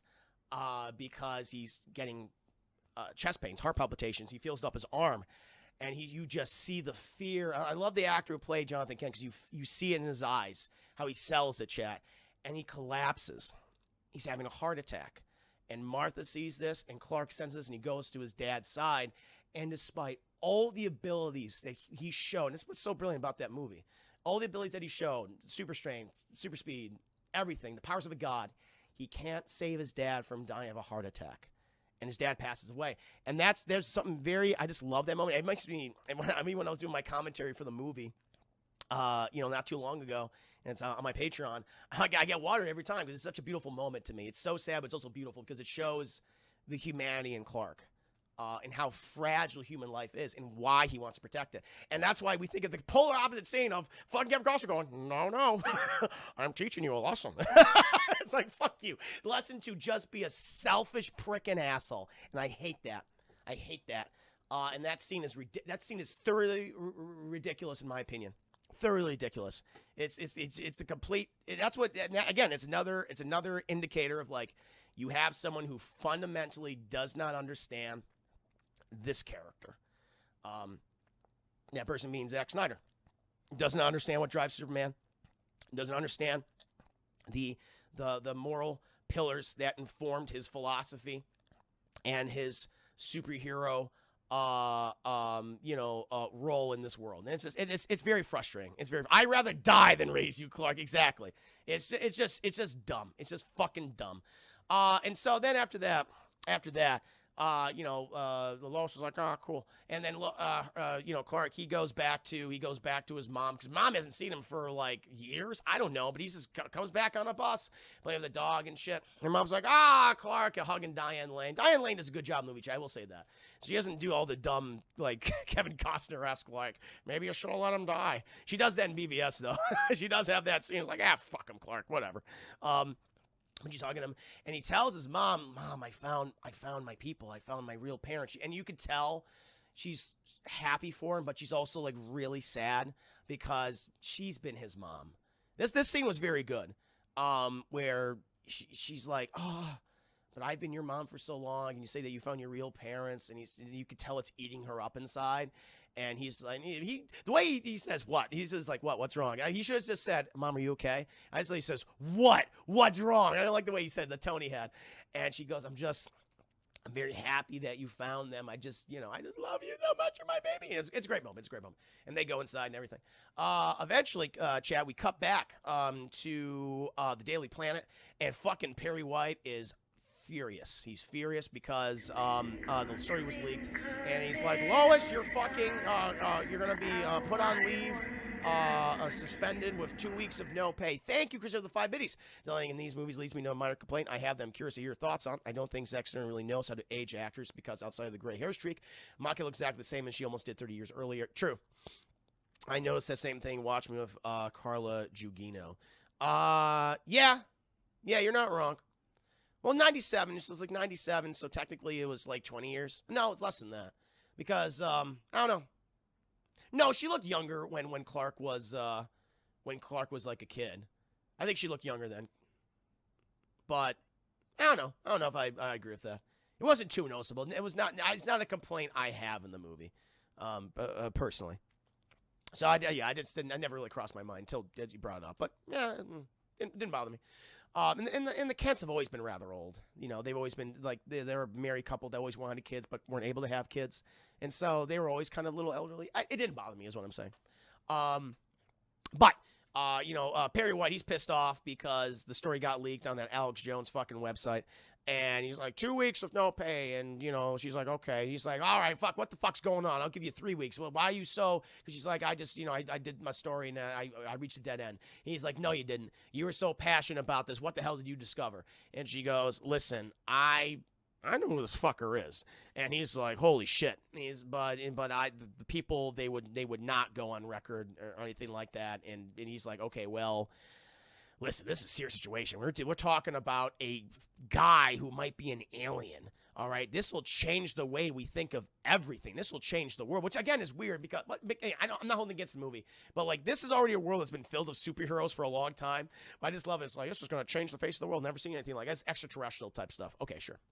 And then it's going to be crazy and everything. And eventually we cut to military base chat where we meet John Jones. So we have a general here, chat. We have a Lieutenant General Calvin Swanwick, who is played by Harry Lennox, chat. In these movies, he's in this film, Man of Steel. He's in BVS, and he's also in Justice League. And apparently, he is actually John Jones, the Martian Manhunter, which is fucking weird to me. I mean, not that I don't want that. I love John Jones. I think he's a very underrated character, Chad. He's kind of like the heart of the Justice League. He's always been, to me, the heart of the Justice League. The team itself, the original founding members and things, especially in the Justice League animated series. And it's just so weird that, oh, yeah, he's also been Martian Manhunter the whole time. It's like, what? Really? It's like, all right. That CGI for Manhunter looks like dog shit. I haven't even seen what he looks like in it. So we'll find out. Apparently, he's in Justice League, and apparently he's been Martian Manhunter. That's what everyone keeps telling me. It's like, all right, fuck, sure. I haven't seen the movie, but everyone's saying, like, yep, she's been cast as Martian Manhunter. I'm like, okay. So I guess he's just been John Jones the entire time. And apparently Dr. Emil and all his boys, they found a fucking spaceship near the moon. She has this fucking, in the gravity of the moon, just going around and shit. And it's very fucking big and crab-like. And they're like, what the hell is that? Like, we don't know, but it's gonna change its trajectory. And it's like, it's not Russian, it's not Chinese. This thing is extraterrestrial. Oh boy, hope they're friendly. Chat. They are not. Eventually, Clark, he's watching a good old football game, chat. Watching, Kansas playing the football, drinking a beer, which is funny to me because he can't actually get drunk, but he just likes the taste of beer anyway.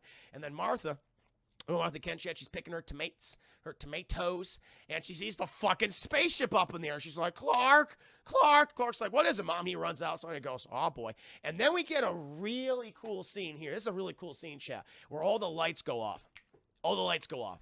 And we hear this, and the screen becomes like the outer limits, like do not adjust your television set, like all that stuff. It's very ominous, chat. And then you just see this message repeat itself over and over and over again. You are not alone. You are not alone. And you see, we go to Metropolis, chat, where Lois Lane is with Perry White, and they're all watching the TV screens and shit. And it's just it's on everyone's phones, everyone's lap, like it's taking control of all the electronics, which is very ominous. I always thought this would be cool for like Brainiac.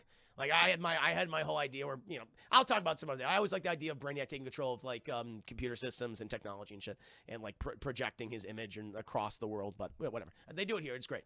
And you just hear this image. It's all in different languages and things. You are not alone. Until eventually General Zod comes. It's like, General Zod's back in the movie? What the fuck? And he goes, my name is General Zod. And his eyes are just like, but no, you actually see him. He's wearing this like really cool alien-esque mask and stuff. And he's like, my name is General Zod. I am from a world light years away from your own. You have been harboring a member of my kind, but he has chosen to live in secret. You will give him to me, and if you do not, I'll fucking kill all of you. And they're like, well, he's definitely not friendly. And it's like, to the individual, give yourself up, or I will decimate this planet. Signing off. See you later, General Zod. You're soon-to-be dictator and genocidal mass maniac. And so he's like, holy shit, all the lights come back on, they explode, some of the light bulbs explode. And fucking Clark's like, oh, Jesus, oh, boy. And Perry White's like, this is not good. This is not good. And eventually, We cut to Lois Lane's apartment. It's like the next day or something. It's the next day. And Perry White's getting on the phone. And he's like, listen, Lois, I got fucking FBI here. And they're wanting to talk to you right now. Because that's the thing. They had that fucking Alex Jones guy go on the fucking news channel. Says, Lois Lane knows who he is. Lois Lane. We should fucking give him up. Fuck him. Fuck this alien, the legal alien bastard. Fuck him. Of course he would say that shit. Alex Jones type. And, you know, she's like, uh-oh. And Perry White's like, listen, we have the FBI here. They're looking for you right now. And we see that all these cars all these fucking black SUVs start to park outside of her apartment. They're like, there she is, there's the bitch. And she's like, I gotta go. And she's like running out of her apartment. She's like, running down this fucking alleyway. And these guys just like, you're under arrest, freeze. They have all these fucking assault rifles on her. And it's like, are you Lois Lane? She goes, yeah. It's like, fucking give us your shit. And they throw her and they put a bag over her head and they throw her in the back of the van. And they see it's Christopher Maloney, chat, familiar in the movie. It's like, this is not good. This is not good.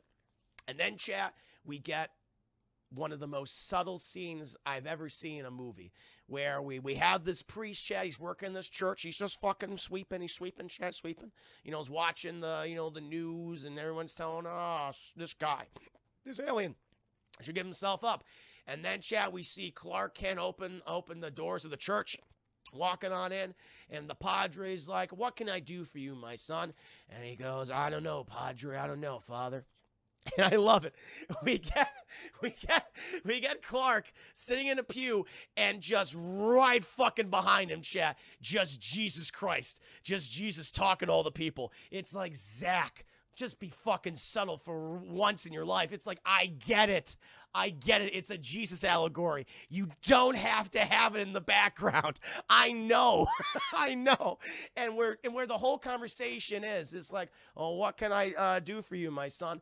And Clark is going like, well, you know, this whole thing with the aliens, you know, they've come for me. They've come for me. I am that person. And the priest goes, I like that the priest like swallows though. It's like, okay, he's like, oh shit. But he's still talking to him. He's like, he's not freaked out. I mean, obviously he's freaked out, but he's like, okay, I'm still gonna try to help this guy. He seems normal and everything.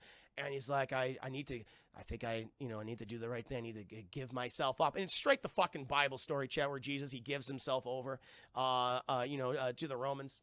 After the Jewish high priest and Judas betrays him and everything like that, because they want him gone, because they don't like what he's practicing and teaching all of his followers and people who are practitioners of Judaism. It's straight up. It's that fucking story. It's like, Zack, I get it. I get it. You don't need to have it in the background. And it's like, again, that just shows you where it's so heavy-handed that it comes off comical, chat. It comes off as a fucking parody. I can't help but laugh at it. What am I going to do? And so then he's like, well, I'm going to go give myself up to Zod. Thanks, Padre. And priest goes, you bet, buddy. And then, chat, we see Superman. He's like in the middle of a fucking desert in his outfit and everything. And the military all pulls up. They all got their goddamn guns on him and shit. And they're like, hey, you. Why are you doing here? It's like, I've come to speak with your leaders and shit, like he's an alien or whatever. But the only person I'll speak with is Lois Lane. And he's like, how do you know she's here? And Clark is like, don't fuck with me, General. Don't fuck with me, John Jones. And that, because that is John Jones, General, what's his name, chat? Swanwick. It's actually the Martian Manhunter in disguise. Woo! And he's like, I know she's here. And they fucking get out of the car. He's like, she's the one I will talk to and reveal all my information to. They're like, okay, cool. And so they arrest Clark, chat, and they put him in handcuffs and shit. Put him in the interrogation room. They send Lois in there, and it's all done for, just to make them feel at ease. Because she's asking, like, listen, I've seen you do all these amazing things, right? I mean, why did you have they put you in handcuffs? And he's like, why'd you let him do that? Because I make them feel comfortable, make them feel at ease. I came in my own volition. I just want to help people, and I just want to help you guys. And she's like looking at him and stuff, asking him all these other questions. She's like, you know why these guys are here? She says, I don't know who they are. I guess they're my people, but I've never met them before. And she goes, when that symbol right there, what does that stand for? The S. And he goes, on my home planet, this stands for hope. And she goes, well, S stands for S here. I love that. I love that fuck. It's like, sure, it stands for hope. Okay. Well, here, that's a fucking S. All right. Maybe and I love it. Right at the top, he's like, well, if the S is on your chest, maybe we should call you Superman. But she's cut off. She's cut off, chat. She's cut off. And she goes, Miss Lane, can you please ask him the questions that we have for you? And, he's like, listen.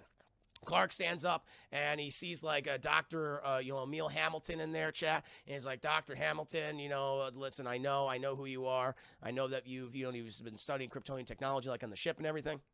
But what's going up here is very serious business, okay? These people are dangerous, all right? And I want to help you. I want to help you, General, because he's looking. I want to help you, General Christopher Maloney. I want to help you, General Martian Manhunter, all right? Just let me do it, okay? We'll contact them, tell them that we're here, and we'll all be fucking good. Easy peasy, right? And they're like, all right, cool. And so they contact General Zod and his people, chat, and they're outside the desert again. Clark's right there and shit.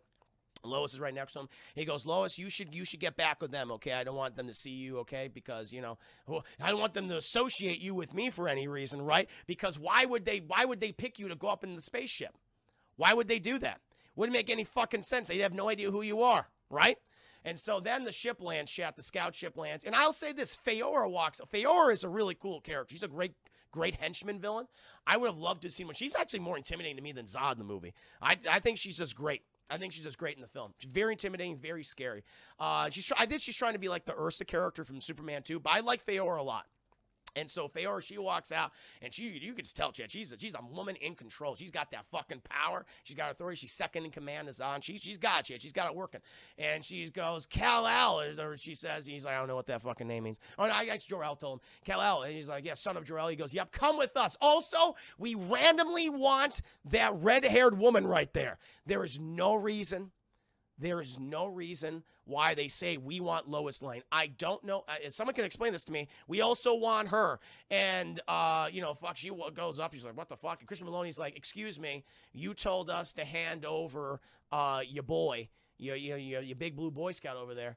You said nothing else about anyone else. And she goes, all right, I'll tell Zod, although, he'll be displeased that she was not on the ship. And they're like, we don't want to displease fucking Zod, shit. It's going to get serious business. She's like, all right, fucking go. And they take her aboard the ship. And Lois Lane's like, why is this happening? It doesn't make any fucking sense. Thank you, Chris, for the 5 minutes. I think they saw the two of them standing close together from the ship before they landed, but I can't say for sure. It doesn't make any sense. But she's on the ship for reasons. And they go up on their chat. They fly up and shit. There's like, and all that. And we go to the giant crab spaceship up in the sky and everything. And they go on there. And Feora's like, oh, you're going to need to wear a fucking face bubble. Because if you don't have the face bubble on, you'll die in our atmosphere. Because they're about to enter a Kryptonian atmosphere. So they go on the fucking ship, right? They go on the goddamn ship. And they're all walking in there and things. And then they're taken to the main chamber room where we see fucking, Michael Shannon. Still fucking weirdly derpy-eyed and bug-eyed. Shadows. But he's a little older. He's a little grayed. He's got a nice little goatee now. He's clean-shaven before. Scars healed up and really nice. And I also like that. Gave him that Caesar-esque hairstyle, like that ancient Roman Caesar hairstyle. But he has like a little goatee. And he goes, Kal-El, son of Jor-El. And he's like, they're walking over here, and he's like, hey, how you doing? Listen, please don't fucking destroy the Earth. I'll do what I want. I have found you like I told your father I would. He's like, hey, you want to hear my backstory? And Kal-El's like, not really. I'll tell you. Listen, when our planet was destroyed, we went inside the Phantom Zone. Somehow the ship came out of the Phantom Zone for some reason. I don't know. It doesn't make any fucking sense. So when the planet Krypton was destroyed, that negated their prison interment or something, and they got out of the fucking planet. Or maybe they were there for 300 years. Maybe it could have been that. Maybe that's somehow it was on a timer. They got out of there. They get Phantom Zone, shadow the Phantom. I guess so. It did not explain. They get out of the Phantom Zone, chat. They see their fucking planet decimated. Feora's all crying. So I was like, it's okay. Platonic head pat. And apparently they spent the last what they did, chat, is like, we're going to fucking starve to death because all our resources were gone. But they retrofitted their Phantom Drive to become a hyperdrive, chat. And they spent the last 33 years, chat, get it? Because Jesus was 33 and Clark's 33. Subtlety! And we've been exploring all the various Kryptonian colony worlds to see if there's any survivors. Guess what? There weren't any. They all fucking died for some reason. So they're all dead. They all fucking died. All right? And, we just spent all of our time searching the galaxy, the universe itself. But then all of a sudden, we heard a fucking beacon go off, and that was because of the ship you activated in the North Pole. See, when you plug little, the little Jor-El in there, and, you start flying the ship. We locked onto that colony ship. And then we came here. And lo and fucking behold, here you are. Meanwhile, Clark is like, my tummy hurts. He goes, blah, and he starts vomiting blood and shit, chat. And he's like, yes, the Kryptonian atmosphere. You have absorbed this solar system's sun rays for so long, man, it makes you sick. It's not like our red sun here. And Lois Lane's like, fucking help him. And he's like, whatever he's going through, he has to work out himself. Let's have a vision. Thank you, Crusaders of the 5 biddies. Appreciate that, my friend. I hate Clark being susceptible to the atmosphere in this and the kryptonite gas, BVS. Should have been just hold your breath or sell your best friend. Well, it's funny, Zack Snyder initially did not want to have kryptonite in his Superman movies. He was like, I want to do away with that, but then eventually they brought it back in there because they want Batman to be able to stab him with the spear, chat, like the spear that's used to stab Jesus. Get it? Subtle. So he has a fucking dream sequence, chat, where Clark is like, they're walking on the Smallville farm and shit, and Zod's is talking with him. He's like, listen, Krypton was fucking destroyed by stupid fucking people. I'm not going to let that happen again, okay? Thanks to the colony ship you have, and you got the baby birthing tubes. You have the vagina chamber. You got the vagina chamber and the baby sacs in them. We can start anew, right? We can start anew. And I have a world engine, all right? And we see this thing with this giant fucking world engine just fucking lands. Like, is Zod talking to him through this? I don't know. It's not explained to me. Like, is he talking through to him? They have telepathy. I don't get this scene, but whatever. And this fucking world engine comes down, and it goes, and it's like, oh shit, it decimates the farm. And he's like, Clark's like, well, wait a minute, can't we? And we'll also see Clark in the black Superman suit. This is the first time we actually see that. He's not in the blue and red. And he's like, well, what's going to happen to all the people here? And he's like, well, we will need a foundation to build on. And it's actually a very scary scene where we see that Clark is actually standing on all the blackened skulls of all the decimated humans. Chat. They've been just destroyed. They will be the soil, the fertilizer for a new Krypton. And Clark's like, no, I can't let you do this. And Zod's like, gonna fucking do it, bitch. Nothing you can do about it. And then Clark's like, blah. He wakes up. Also, he hands Lois the little Jor-El USB. He's like, you can have my dad. He lives in the USB. She's like, cool. He's like, be sure to use that. It's very important. But he wakes up. He's like, and he's strapped down. And he's like, listen, I really got to know where you put the codex, okay? Codex is like this little monkey skull that your dad stole from us. It's the only way we can use the vagina chamber and the baby birthing pods. So do you know where that is? And he's like, oh, I'll never tell you. It's like, okay, we're going to fucking figure it out anyway. Because we were going to interrogate Lois, and she told us everything. Well, she didn't really tell us anything. We just fucking mind telepathied her or something. And we know about your mom and shit, well, your fake human mom. So we're going to go there and go to your ship and find the codex. So see you later. And they fucking leave. Clark's like, no. Meanwhile, the creepy Kryptonian guy just starts experimenting on Clark for a good long while. Eventually, though, Lois, she's going to be taken to prison, got Feyor, and she's like throwing Lois around and shit. She's like, But then, Lois Lane, she sees like one of these computer consoles, chat. She puts the little Jor-El USB in there, boop, and then Russell Crowe goes, boo. She goes, ah, and Russell Crowe's like, don't worry, I'm actually the father of Kal-El of good old Clark Kent. I'm here to help you. I'm just uploading myself into the mainframe, so you're good. Thank you, Night Day Nick, for the 6 biddies. I don't make love Kal-El. I fuck hard. And so, thank you. Thank you, Night Day Night, for the 6 biddies. He's like, listen, I'm going to help you. This sequence is pretty cool, where he's basically just telling her what to do, like go this way, go right, go left, duck, because he predicts all these people are coming in. And she also tells her, grab this gun. And he's like, shoot this way, shoot behind yourself. And she's taking all these Kryptonian shit.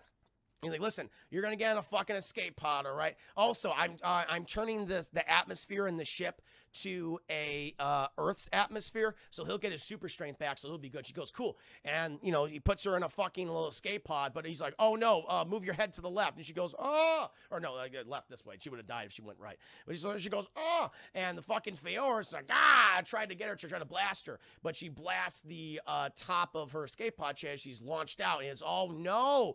It's damaged, chat, so the escaping's not going real well. Meanwhile, good old Clark, chat, he's like, super strength. He's like, I'm going to crush this Joseph Mengele-looking Kryptonian. But he fucking runs away. But he's got a little blood sample, chat, got his little blood sample. Why does he have that? You'll find out.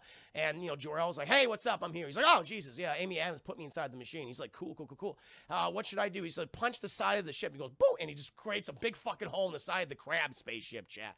And he's like, listen, Clark, because we see that Amy Adams' ship is going, rah. It's like, you can save her, Clark. You can save them all. I mean, you're going to knock down a lot of buildings on them in about a half hour from now, but you can save them all, son. I believe in you, okay? And he's like, thanks, Dad. Jesus Christ, T-pose. It's like straight up, he's on the cross, chat. He will sacrifice himself to save them. You got to be subtlety. Subtle Zack Snyder. And he fucking goes after the fucking pod. Amy Adams is like, ah! She's just slamming against the thing, chat. She didn't buckle up. Buckle up, Buttercup. She did not do that. She's breaking the atmosphere. Pods being all destroyed. I mean, this scene is pretty goddamn cool. Where he goes to the pod, the bum, bum, bum, bum, bum, bum, bum, like all this. And, you know, he opens up the pod, grabs her at the last minute, boo, he protects her, Chaz, the fire engulfs them, and they're like, you know, they're like, they're floating down, she's like, oh, fucking Jesus Christ. Just terrified, just holding each other, you know, just very softly. Eventually, they fucking land, chat, they fucking land and everything. But oh no, chat, well, this is all going on. Oh, thank you, 19 Nick for the 5 days. You're gonna murder literally thousands, but you'll save Diane ass. Goddamn right he will. That's his priority. Selfish. What did Jonathan Kent teach him all those years ago? Fuck them kids. Fuck them people. Do it yourself, Clark. I'm going to die in a volcano or in a tornado. Oh, I could die in a volcano too. For all I care. I'm just going to go, nope. I'm teaching you a lesson. Tornado's going to suck me up. Don't do it. But he sets Amy Adams down, but he's like, wait a minute, I hear something. He fucking takes off, Chess. Something's a brewing. Something's happening. S on my planet means subtle. Very true, Edman, very true. We then cut to the Kent farmstead, chat. Good old, you know, Martha Kent. She's going outside, and she sees that one of the scout ships is landed, chat, with Faora, General Zod. He also got like a non-looking guy, like kind of like Non from the original Superman 2. And they're like, where the fuck is the spaceship he came in? And, you know, fucking Martha's like, fuck you, I didn't tell you nothing. And they're like, we're gonna get mad. And, you know, just tell us. And they find it's in the farmhouse. They go over there. Faora jumps in the farmhouse, chat, finds the ship, opens it up.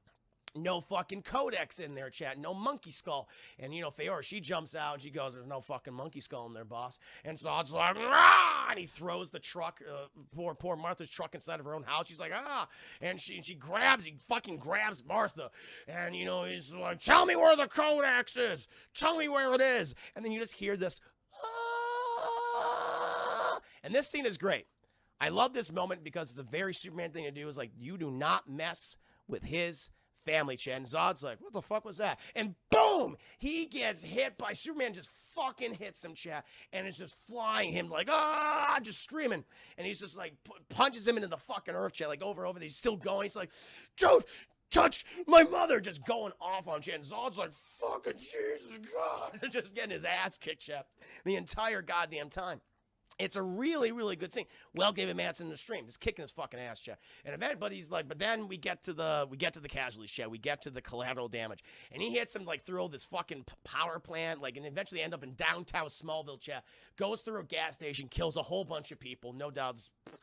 Explosions, and Zod's like, shit, like his suit's been damaged, chat. So the Earth's atmosphere is getting inside, and he's being overwhelmed by everything. Like just like Clark was when he was a little kid. He's hearing everything, he's seeing everything, he can't concentrate. He's like, oh, he's in such physical pain. And Clark's like, you know, this is where I live, Zod. You know, my parents taught me to focus on these things, and you'll never be able to acclimate yourself. He's like, fuck you. And then eventually, chat, the scout ship land. They fucking blast Clark. Faora comes in and she starts beating the shit out of Clark, chat. Throws him into an IHOP. Chat. The International House of Pancakes, where Fat Pete is still working. Fat Pete's like, oh, Jesus Christ, not again. And it's like advertising. The International House of Pancakes. Try our blueberry, raspberry, apricot syrup. 3 fucking flavors. Oh, it's worth 3 times the price. Like all that shit. And they start going at it. And Faora actually has some great lines. He's like, listen, for every fucking human you save, we will kill 1 million more. We are, your morality makes you weak. We are superior to you. It's like, what fucking morality? He's killing as many people as you are.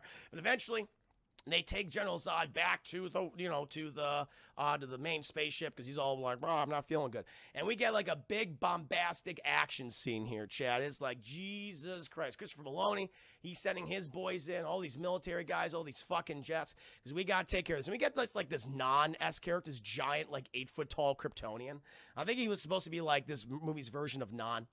He's walking out there, and, Feor is there. And I'll admit, this is a really cool action scene. It is. I like the Smallville action scene better than the Krypton, excuse me, not the Krypton, but the Metropolis action scene. Because I guess, they're hitting a lot of buildings, but not nearly as much as they do in Metropolis. They fucking decimate that city. That city is dust by the end of the movie. But Clark is fighting both of them. It's really well choreographed. And Christopher Maloney's like, oh, sir, which one should we shoot? The boy in blue and the other two. He's like, shoot them all. They're all the target. And they're firing these goddamn giant bullets at him, Chad, and these missiles and all that shit, just blowing everything up. Eventually, Fiora's like, okay, fuck this. And she's like throwing stuff at helicopters and knocking them out of the sky. Non has a great fucking scene. Non's taking out the jet ship, the 8-foot-tall Kryptonian. Really fucked up what he does. He jumps on one. And he opens up the canopy and he grabs a guy's head and just squishes his head. You actually see the remnants of his brain matter and blood just go out. It's very subtle, but you see it there. Thank you, Christian, for the 5 biddies. And at least they have the courtesy of having Clark tell people to get inside. He does say that. Get inside. He saves one guy, too. Those going out. And then Feora, she's going for the other jet. And the guy goes, oh, shit. But then fucking Clark stops her, Chad. And he starts beating the shit out of her. And they're all fighting each other again. But again, Clark, he keeps getting whacked around, thrown around, and I think Feor or Non hits him with like this giant fucking train car, and he gets stuck in a building or something.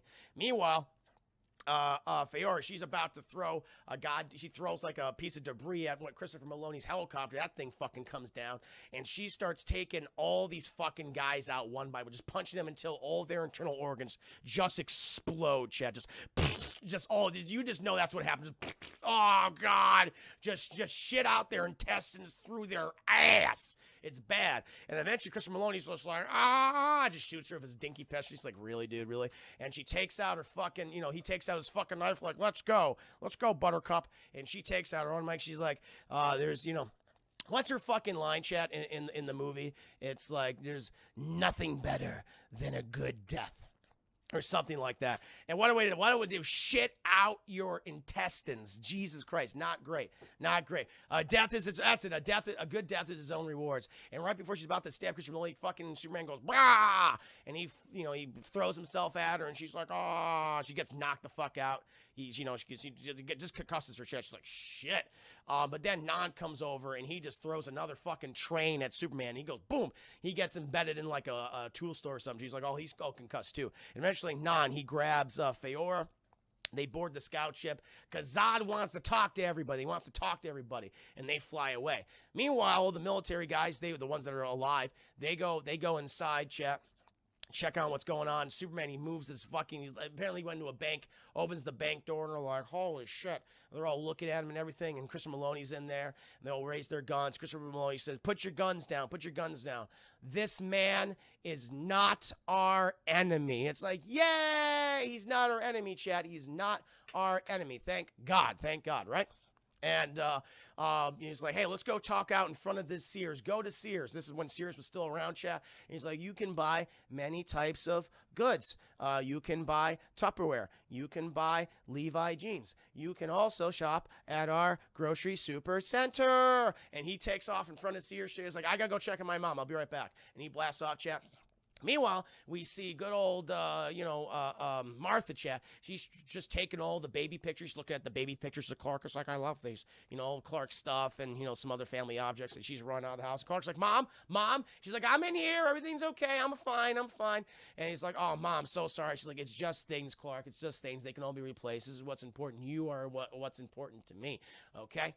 That's how I got it. He goes, great. I'm going to go check on my soon-to-be girlfriend that I have no chemistry with. She goes, cool. You go do your thing. You go be a superhero, I guess. And then later, Chad, we cut back to Zod and Feor and the rest of the Kryptonians, and the fucking Joseph Mengele looking Kryptonian's like, hey Zod, Big Daddy Boss Zod. He's like, what's up, Joseph? And he's like, listen, I just analyzed his blood. I analyzed Kal-El's blood. He's like, what do you got? The codex is inside of him. It's inside his tum-tum. What are you talking about?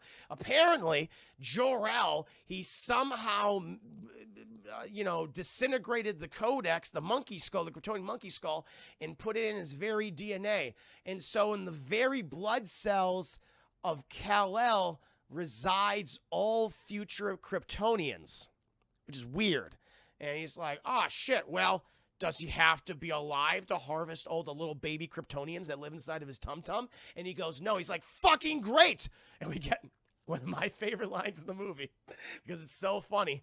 We just got bug-eyed Michael Shannon go, release the world engine. And this thing just detaches from the Crab spaceship chat and it's going down to Earth, the world engine.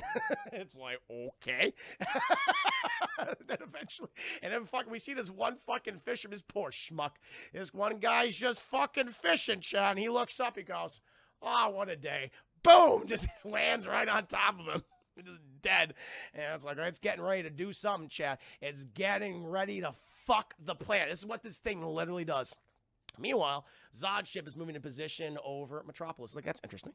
And eventually, Clark, he lands at the military base, and the military's all concerned. It's like, something's fucking going on. Like, one of the crab ship landed in this part, and apparently the other crab ship's about to land in Metropolis. And, he's like, okay. And Clark's like, I have an idea. Their ship is based on a thing called a phantom drive, okay? It's basically a little black hole that lets you teleport around the goddamn world, right? All around the goddamn galaxy. This is my little ship when I was a baby. It also has a phantom drive in it. What we can do is we can activate it using my dad's USB. My dad also lives in this. And we can shoot it at the world engine.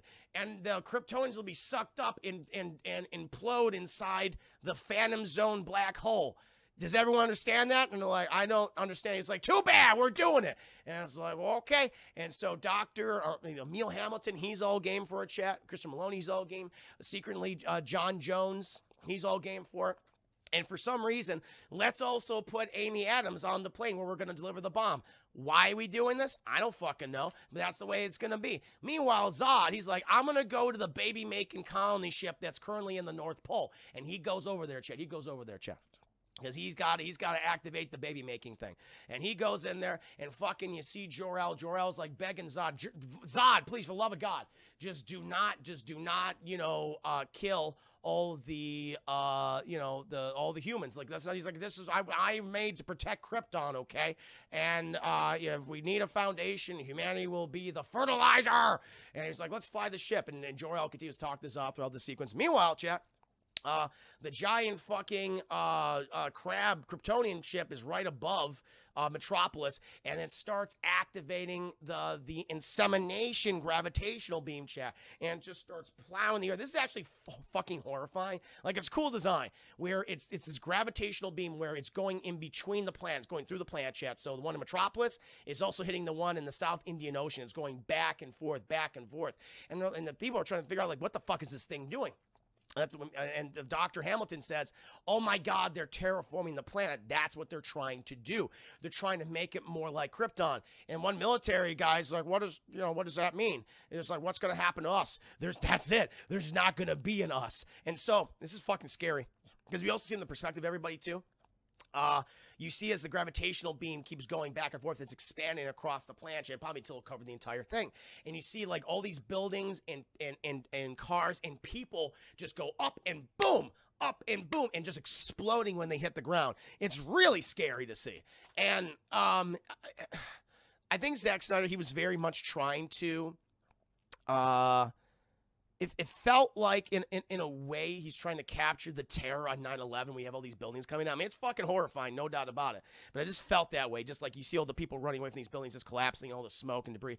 It just reminded me of that. It's a very horrifying visual. I mean, it's effective. It's very effective.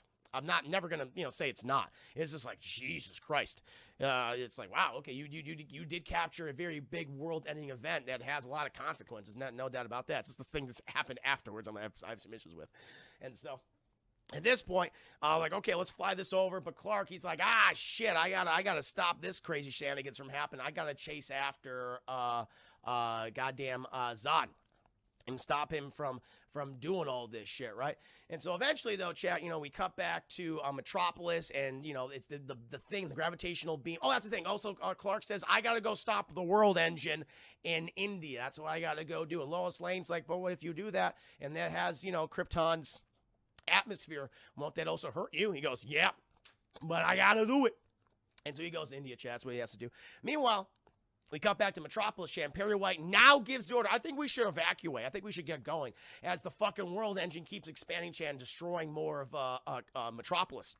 And all these scenes are pretty scary to look at, where you have these people running away as these massive fucking buildings are just falling down on people. Chat, just really horrifying. You get the perspective of it. It's like, it feels like a disaster movie at this point. You have these jets are like trying to shoot at the Kryptonian ship, but every time the gravity's so messed up around it, they go into the gravity well, and they just start crashing. Like it's an EMP. It starts going off. It flings the ships around. All the planes around, like the F-16 that hits a fucking building. You hear the dog go, hit the building and shit.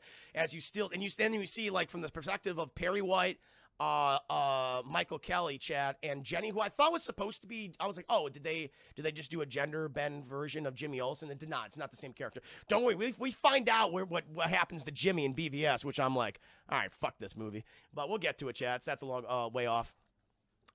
But we see this when the plane hits the one building, chat. You see the Daily Planet just start to fucking crumble down this massive building, and it's like, holy fucking shit. And the only thing that saves them, chat, they decide to, hey, let's just fucking go left instead, as all these other people are crushed by this falling skyscraper, chat. That's the one thing I don't understand. Like thousands and tens of thousands of people died. And they say, oh, yeah, 400 people died. It's like bull fucking shit. Tens of thousands of people died in this city and around the world when this happened. And it's like, this is not good. Eventually, Chad, we see that, Michael Kelly, Perry White, and Jenny, they survive. But, Jenny, she's caught under some debris. And Michael Kelly and Perry White are trying to get her out of it, Chad. Trying to get her out of it as the fucking gravitational beam is getting closer and closer. Meanwhile, they put the Clark's little baby space pod with the Phantom drive inside the thing. We're going to get close to it. We're going to drop right over there, and boom, we're going to activate it and everything. But apparently, Dr. Hamilton's saying there's something wrong with it. We can't activate it right now. Like, we better fucking activate it fast, because all of a sudden, fucking Feora shows up.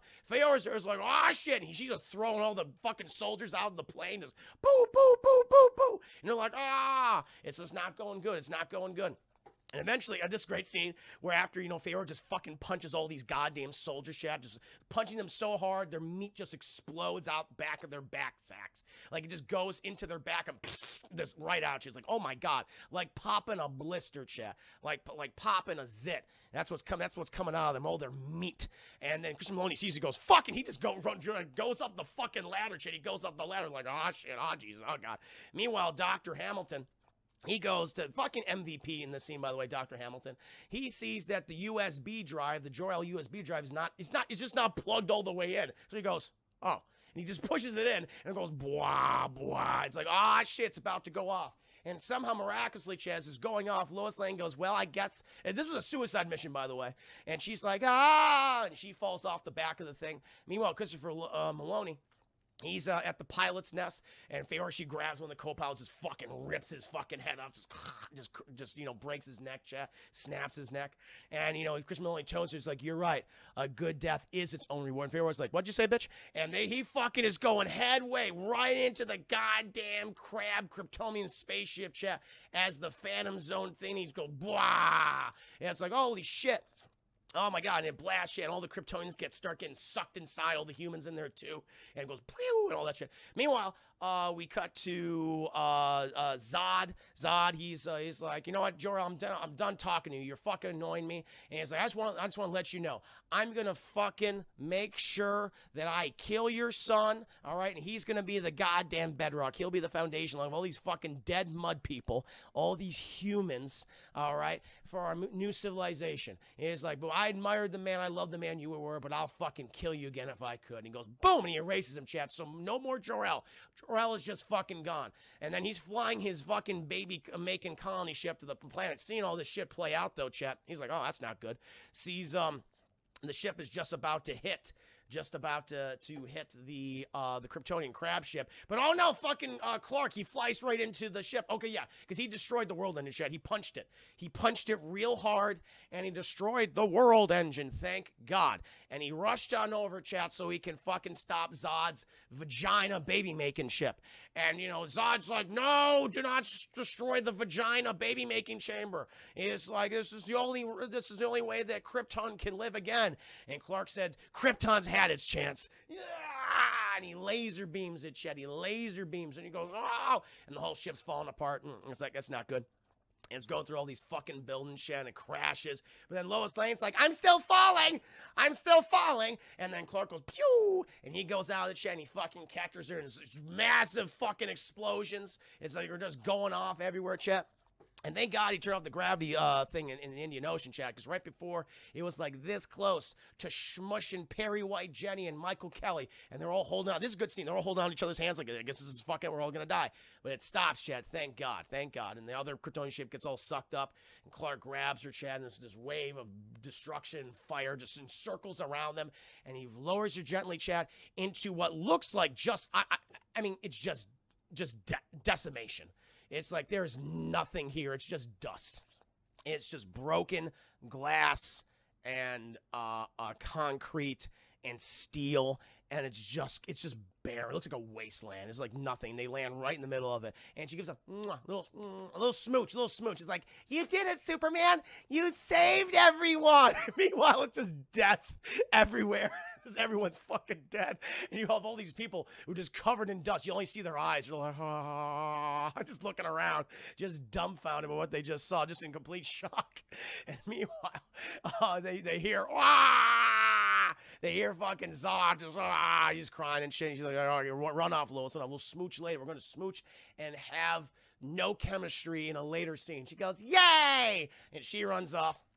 And Zod's just like, It's like, I am a citizen of Krypton, a soldier of Krypton, bred to protect Krypton and its people. But when I have no planet and no people, then I am nothing. You have taken everything from me. And now, my sole reason to live is to kill you and everything on this planet! And he just fucking freaks out. Eyes just bugging out, shit, just like losing his goddamn mind. And he just goes right at Clark. He just starts punching shit, just starts punching at everything. And this is the big scene that I have so much issues with. It's just Clark and Zod throwing each other through all the Metropolis, the ones that are still left standing. All the skyscrapers are still left standing, and Gotham, apparently. Because we learned, chat, Metropolis and Gotham are right next to each other in this world, which is so funny to me, because Metropolis is like America's greatest city. Most influential, most industrial, wealthiest city in the United States, the place you want to be. And then right across the river is Gotham, the highest fucking crime rate, the poorest city in the United States. It's like, this is like a stark fucking contrast. It's the Peter Griffin and chicken fight. That's what it is, chat. Yes. And it's like, it doesn't make any sense. It's Metropolis, Chicago. It's supposed to be New York, technically, in the comics. It's like Metropolis is New York, and Gotham is either, they go back and forth. Gotham is more Chicago. But and this is the biggest problem. They absolutely tear through both cities, chat. They're throwing each other through fucking buildings. This is before, like, Zod's flying around and everything. Now, we do see a kind of cool, I like this idea where, Zod punches, like, they're on the ground, And you see references to a whole bunch of other things. Like LexCorp is all over the place in these things. Like, you see these LexCorp trucks. Like, oh, Lex Luthor is in this world. I can't wait to see Lex Luthor. But like Zod throws like a LexCorp truck at him, and Clark just jumps right over and explodes behind him and shit. And eventually, we see this one scene when Zod punches Clark, and he goes up this building. He's going through all the windows and the building. He stops in midair. And Zod does this really cool thing because he can't fly yet. He will fly in a second, but he starts like jumping up top, like he's just doing this very aggressive Spider-Man like wall jumps. And he's like like going at him, chat, like just running on all fours. Interesting. And they fucking hit each other and everything. Eventually, they go inside of an office building, this giant skyscraper. Zod's like, he activates his fucking heat vision. He's cauterized everything. His Clark's like, oh shit, fuck. And Zod can't really control it because it's all new to him. And eventually, he fucking escapes. Whole fucking building comes down, chat, crushes a whole bunch of people, crushes a whole bunch of other skyscrapers, all their buildings, just fucking takes everybody out.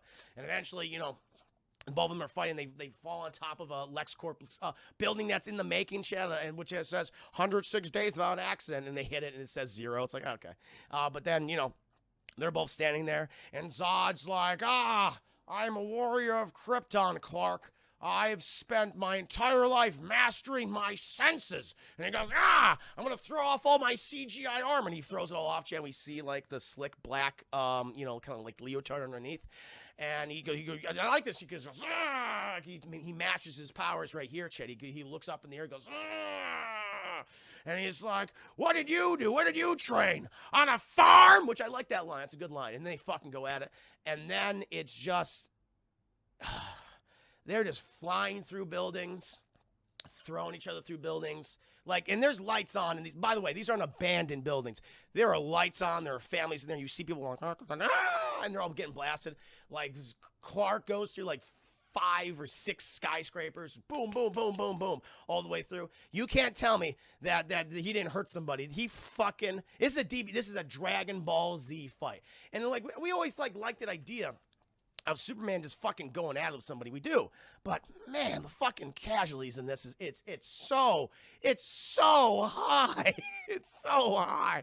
I mean, he's very much living by his parents' creed. Hey, fuck them mud people. Fuck them. They ain't you. They ain't us. Who cares? And but I'll admire from a spectacle standpoint. It's like, we've never seen Superman fight this way before. And I'll give it that. It's just, when you think about it, it's like, this is egregious. But, they're fighting everything. Eventually, their battle, they end up in fucking outer space. And that's when we get the Wayne Enterprise satellite, which I love the idea. They go up and their battle goes into space. And they're fighting on top of a satellite. And Zod kicks this fucking satellite. And you see the Wayne logo. I was like, Bruce Wayne. And they hit Superman. They still fucking going at you. And you see them fighting in the atmosphere as the burning and everything. It's cool. It's very cool. I mean, you get it's very grand. Not going to take that away from it. Eventually, they're crashing down, and we see from the perspective of everybody, you see another, hey, LexCorp, like the main LexCorp headquarters. As you see all the wreckage of the satellite coming in there, Chad's hitting other buildings and shit. And we see the perspective of the characters on the ground, like, holy fucking shit. And eventually, they crash into either Metropolis, Grand Central Station, or Gotham Grand Central Station. It goes, because both of these battles take place in Metropolis and Gotham at the same time. We learn in BVS, like, the battle continues on across the bay. That office building they were in, that's the thing that fell over and crushed and killed all those people. That was one of Bruce Wayne's buildings. They crash in a train station, and Zod's like, fuck it! Superman's got him in a headlock, and, Zod's like, there we go. It's like, it's either gonna be me or the people you love so much. And he starts laser eyeing this fucking family. He's like, oh no. It's like, just fucking move away. You can move away from his laser beam eyes. And you're like, no. They're in a corner, like this family of, like a mother, father, and 2 kids, 1 girl, 1 boy, a dog's there too. Oh, it's like, you gotta be kidding me. And Clark's like, don't do it. So he's like, nah. And Clark's like, no, you're gonna make me do it. He's like, I fucking do it. And he fucking snaps his neck. Chet snaps. He's like, and he dies. And Clark goes, no. Why are you saying no? I guess because he didn't want to kill Zod. I guess so. He's like, no, and he starts crying and shit. I mean, I get it because it's the last member of his species and he doesn't want to kill anybody. Even though, but again, it doesn't make any sense because he fucking killed so many other people moments ago. So it's like, okay, never. That's my sound goes, never. And so I was like, all right. And he's like, oh. And then Lois comes in. And she's like, you doing okay? He's like, oh. He's crying and shit. Oh, it's okay. It's okay. It's okay. And then we cut. And we fucking cut. Oh, Lord. And then we see that, oh, life continues on in Metropolis and everything. And, you know, the military, they come outside and they see Superman has brought down one of their drones. He's like, I would appreciate if you stop following me around. And he goes, well, you know, what you fucking did was pretty amazing, incredible. You saved all those people. And he goes, yeah, I sure did, okay? But I just want you to know of who I am. And it's like, you're Superman. It's like, no, I'm a friend. And he blasts off, and he's like, don't fucking have drones follow me and shit. Checks on his mom and shit. Mom's like, well, you know, you did good, so I'm proud of you. He's like, yay. And then eventually, Chad, we cut back to Metropolis, and Daily Planet's opened up back again. They got a new building, some new offices, and Perry White's showing everyone around, and he goes, oh, Lane, Lois. She goes, yeah, I want to introduce you to your new coworker. Here he is, Clark Kent. And he goes, hello, Lois. And he's wearing the fucking glass. She goes, oh, and then Man o' Steel, Chad. There's the end. It's like, first of all, how did he obtain a journalism degree in his time abroad? Or did he just fucking fake his credentials like he did to get on that base? Like, how is he working now? Everyone's just dead. Like, yeah, we'll take this guy who's apparently your past work history include being a crabber and being a dishwasher at a restaurant. Perfect, just what the Daily Planet needs. Fine journalism. Go versus Fish. Thank you so much for getting us up to KC. Thank you. You know, Clark uses 24-hour fitness guy. I don't know what he did. Then you know you can be a journalist man of hours, and it's like a riding a bike. That's all it takes. Doesn't have to go to school for it. Easy fucking peasy. Nia Brownie, 4 out of 5 nods and smiles. It's like, I don't know what's going on. Oh, chat, let me tell you. You know,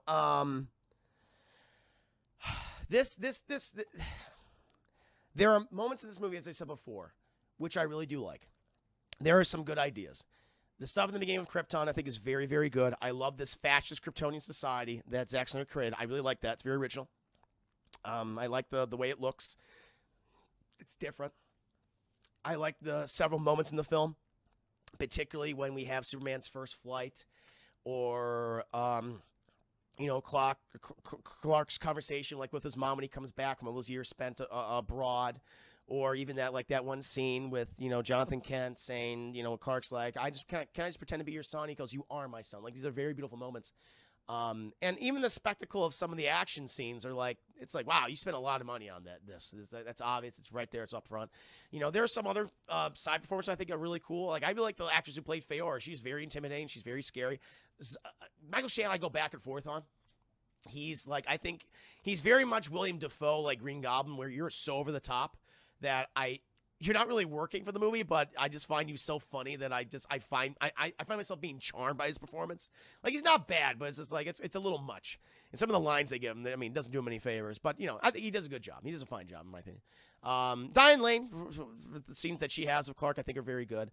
But, man, just overall, like Henry Cavill, everyone says that he's a great Superman if only he just had a good script and a good director. And I just don't know. And the biggest problem I had with this, chat, is that it's so somber. It's so melancholy.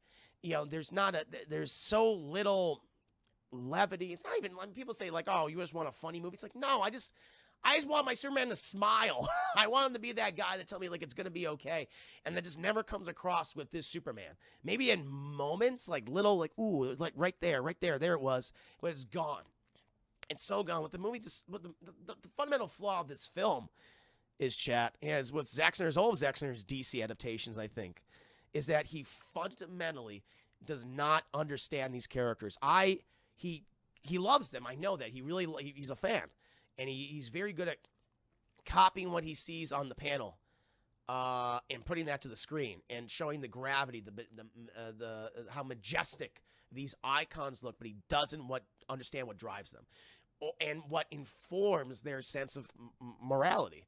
And it's frustrating to me. It's just like, God damn it, it's not well written. It's not very well written. It's not particularly well paced, especially in the first 2/3. I'd say the last 50 minutes is just action. It's just action. And that's entertaining to watch, of course, but eventually you just get kind of tired of it. It just becomes disaster porn. It just becomes like Jesus Christ over and over and over again. And it's just it's a real frustrating watch because it has potential, absolutely does. And I'll tell you this much: even with this movie the way it was, you had a foundation. It's like, okay, not all of this worked, but you can still told other good stories. I can see Henry Cavill even from this. He could still be a good Superman. You know, there's things you have to address, like, you know, the body count and all these things in future movies. If you could do it well, they could have done them well. I've always said for years, Chad, like, okay, this is what it was. People know about Superman. You have people that love him, and people who are very afraid of him, what he did. And you can have people that come in there and capitalize. Like, I always thought, like, Lex Luthor, instead of him being the fucking joke that he was in BVS, being that, you know, cackling, you know, maniac. It felt like, what's his name? Who's that writer? Who's that writer that was raping everybody? Help me out here, Max Landis. He's like Max Landis without the rape. He's like, that's what Lex Luthor felt like to me in that movies. And I thought, like, you had Lex Luthor come in there, maybe like a Steve Jobs type, and where he's like, listen, you know, no one's denying the seriousness of the situation in Metropolis, but he takes advantage of that and turns people against Superman, but in like a better way when he's not like a cackling fucking maniac. Let the hate flow through. Thank you, Glee. Thank you, Thunderbitties. Happy to have you here. Like, there were things they could have capitalized on. There were things like you could have had that Lex Luthor that is not ridiculous and turns people against Superman. Uses for his own nefarious needs. You could have established other Kryptonian threats in the future. I think it would have been great if, like, what if the AI in the World Engine ship in the Kryptonian ship was Brainiac, and they found in the wreckage. Like, there were certain things that you could have done in a sequel, for a Superman sequel, I think would have been really good. And it just feels like a lot of waste opportunities. And that next movie just doubled down on everything that was wrong about this film. It tripled down, quadrupled down. It's like, no, this is how it's gonna be, and it's just a mistake. Has a few good moments, but overall, it's a really frustrating watch. I give it a high rental. I would give it a high rental, Chess. This is what I would give Man of Steel. It's not some old bullshit. No, not some bullshit. I would give this a high rental on the double toasted scale. Maybe Snyder met Max Landis at a party or something, hate him so much he decided to base Lex Luthor off him. I could see that. Like that old dude as Lex Luthor. Yeah. Gene Hackman. That's kind of good. Wouldn't the terraforming going on for as long as it had messed up troubles beyond repair? You would think so. Somebody save me. Yeah, somebody save me. Also need a little bit of that. I would give it a high rental, Chet. Yeah. Yeah, I give it a high rental. Not only rental, but a gig rental? Good rental? Or a good rental? It's high rental. I mean, there's good things in there. I mean, there's just the spectacle of the movie. I've never seen Superman cinematically in this way. Did give me that. Never gonna, not say that. And there are some good moments in the film. There's some good ideas in the film. It just flounders in the things that are essential, I think, to tell not only a good superhero movie, but just not only a good Superman movie, but just a good superhero movie in general. So that's just me. High rental is much higher than I thought you would go. Yeah, I would go with that. High rental. Now, when I do BVS tomorrow, chat, it's a little bit lower. No, high rental. Oh, gotcha. Glad it's rental to me. There was a lot that didn't make sense and shouldn't have been in the movie. Agreed. Awesome. Low rental with you. Martha. I read that name. Yeah, chat. Yeah. 2 out of 5. Zod, Michael Shannon, Chameleon Eyes. Yup, I agree with that. He's in Bear. From what I remember, I'm on the matinee level, but don't know where on the matinee level since I haven't seen in a while. Fair enough.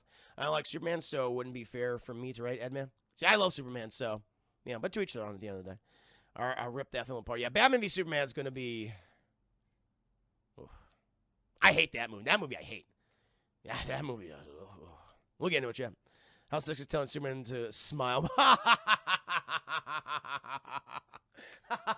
You got me there. This is the final battle consists of 129,000 deaths, and it's a DCU movie with the most casualties by that. Did they confirm it's 129,000? That sounds about right. Yeah.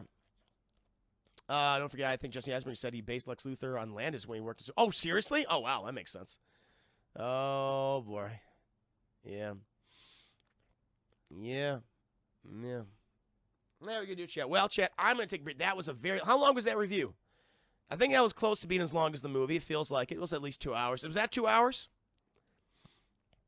He did smile. He smiled just with those fake lips. Yes, he did. Yes, he did. This is funny. I think in like the original theatrical cut, doesn't like Superman have only like... Doesn't he like say have like 30 lines or something? He has very little dialogue. 15 years. It was 15 years. Judas, hey, if you get Beavis anything lower than the full price, I'll be paying you a visit. Oh, boy. Well, book your tickets now, Judas. Get in line. Boss, I don't know if you discussed it, by the way. John Kent. Oh, look at the boss. I did. Chad, I spent like 10 minutes talking about that scene and comparing it to the original death scene of Jonathan Kent in Superman 1978. Oh, don't worry. I spent time on that one. I hate that fucking scene. I hate that scene. And when he version of Clark that would let his dad die. Yep, I'm right there with you, Luke the boss. No, watch the VOD early, when I finish the stream tonight. Watch the VOD, and I go off. Yeah, I make a comparison. I talk about the original 1978 film and how that was so powerful, like because they showcase all of his powers in that scene in the movie, where him, living Smallville, but he's running fast on a locomotive and he's doing all these other things, super speed and super strength and stuff. And then, but at the end of the day, after all those amazing things we just saw, he can't save his dad from dying from a heart attack, it's such a sad but beautiful moment to me. So. Yep. Batman v Superman sucks ass. I'm right there with you, Too Tall. Oh, don't worry. We're going to get to that tomorrow, chat. I'm going to review the Ultimate Edition. Oh, it's going to be a long one. Going to be a long one tomorrow, chat. You could have reversed the Earth. You could have done that. That's the one issue I have of that movie is that scene. It's like, I don't like that. I don't like that time travel reversing the Earth's axis. That's dumb. I agree. But it's a dumb scene, a pretty goddamn good movie. I wish it didn't make sense because doesn't the yellow sun give us powers? Why did the atmosphere matter? They explained the atmosphere better. I would have accepted it. In the comics, the red sun is the reason people in the Krypton know it's yeah. Good point, Clad. I don't know. I don't know. That's a good question. Needs more nuclear man. Indeed. No. Oh man, as a fan of his movie, BBS just broke my. Oh man, BBS was. Oof. Well, we'll get to it. Chats for the future. So, Lovelitos, welcome to the stream. Got you in the background. My guy crafting a dope anniversary basket. This is nice. Oh, that sounds cool, man. That sounds really cool. Very nice, Chad. Very nice. Oh, boy. Well, Chad, I'm going to take a brief break.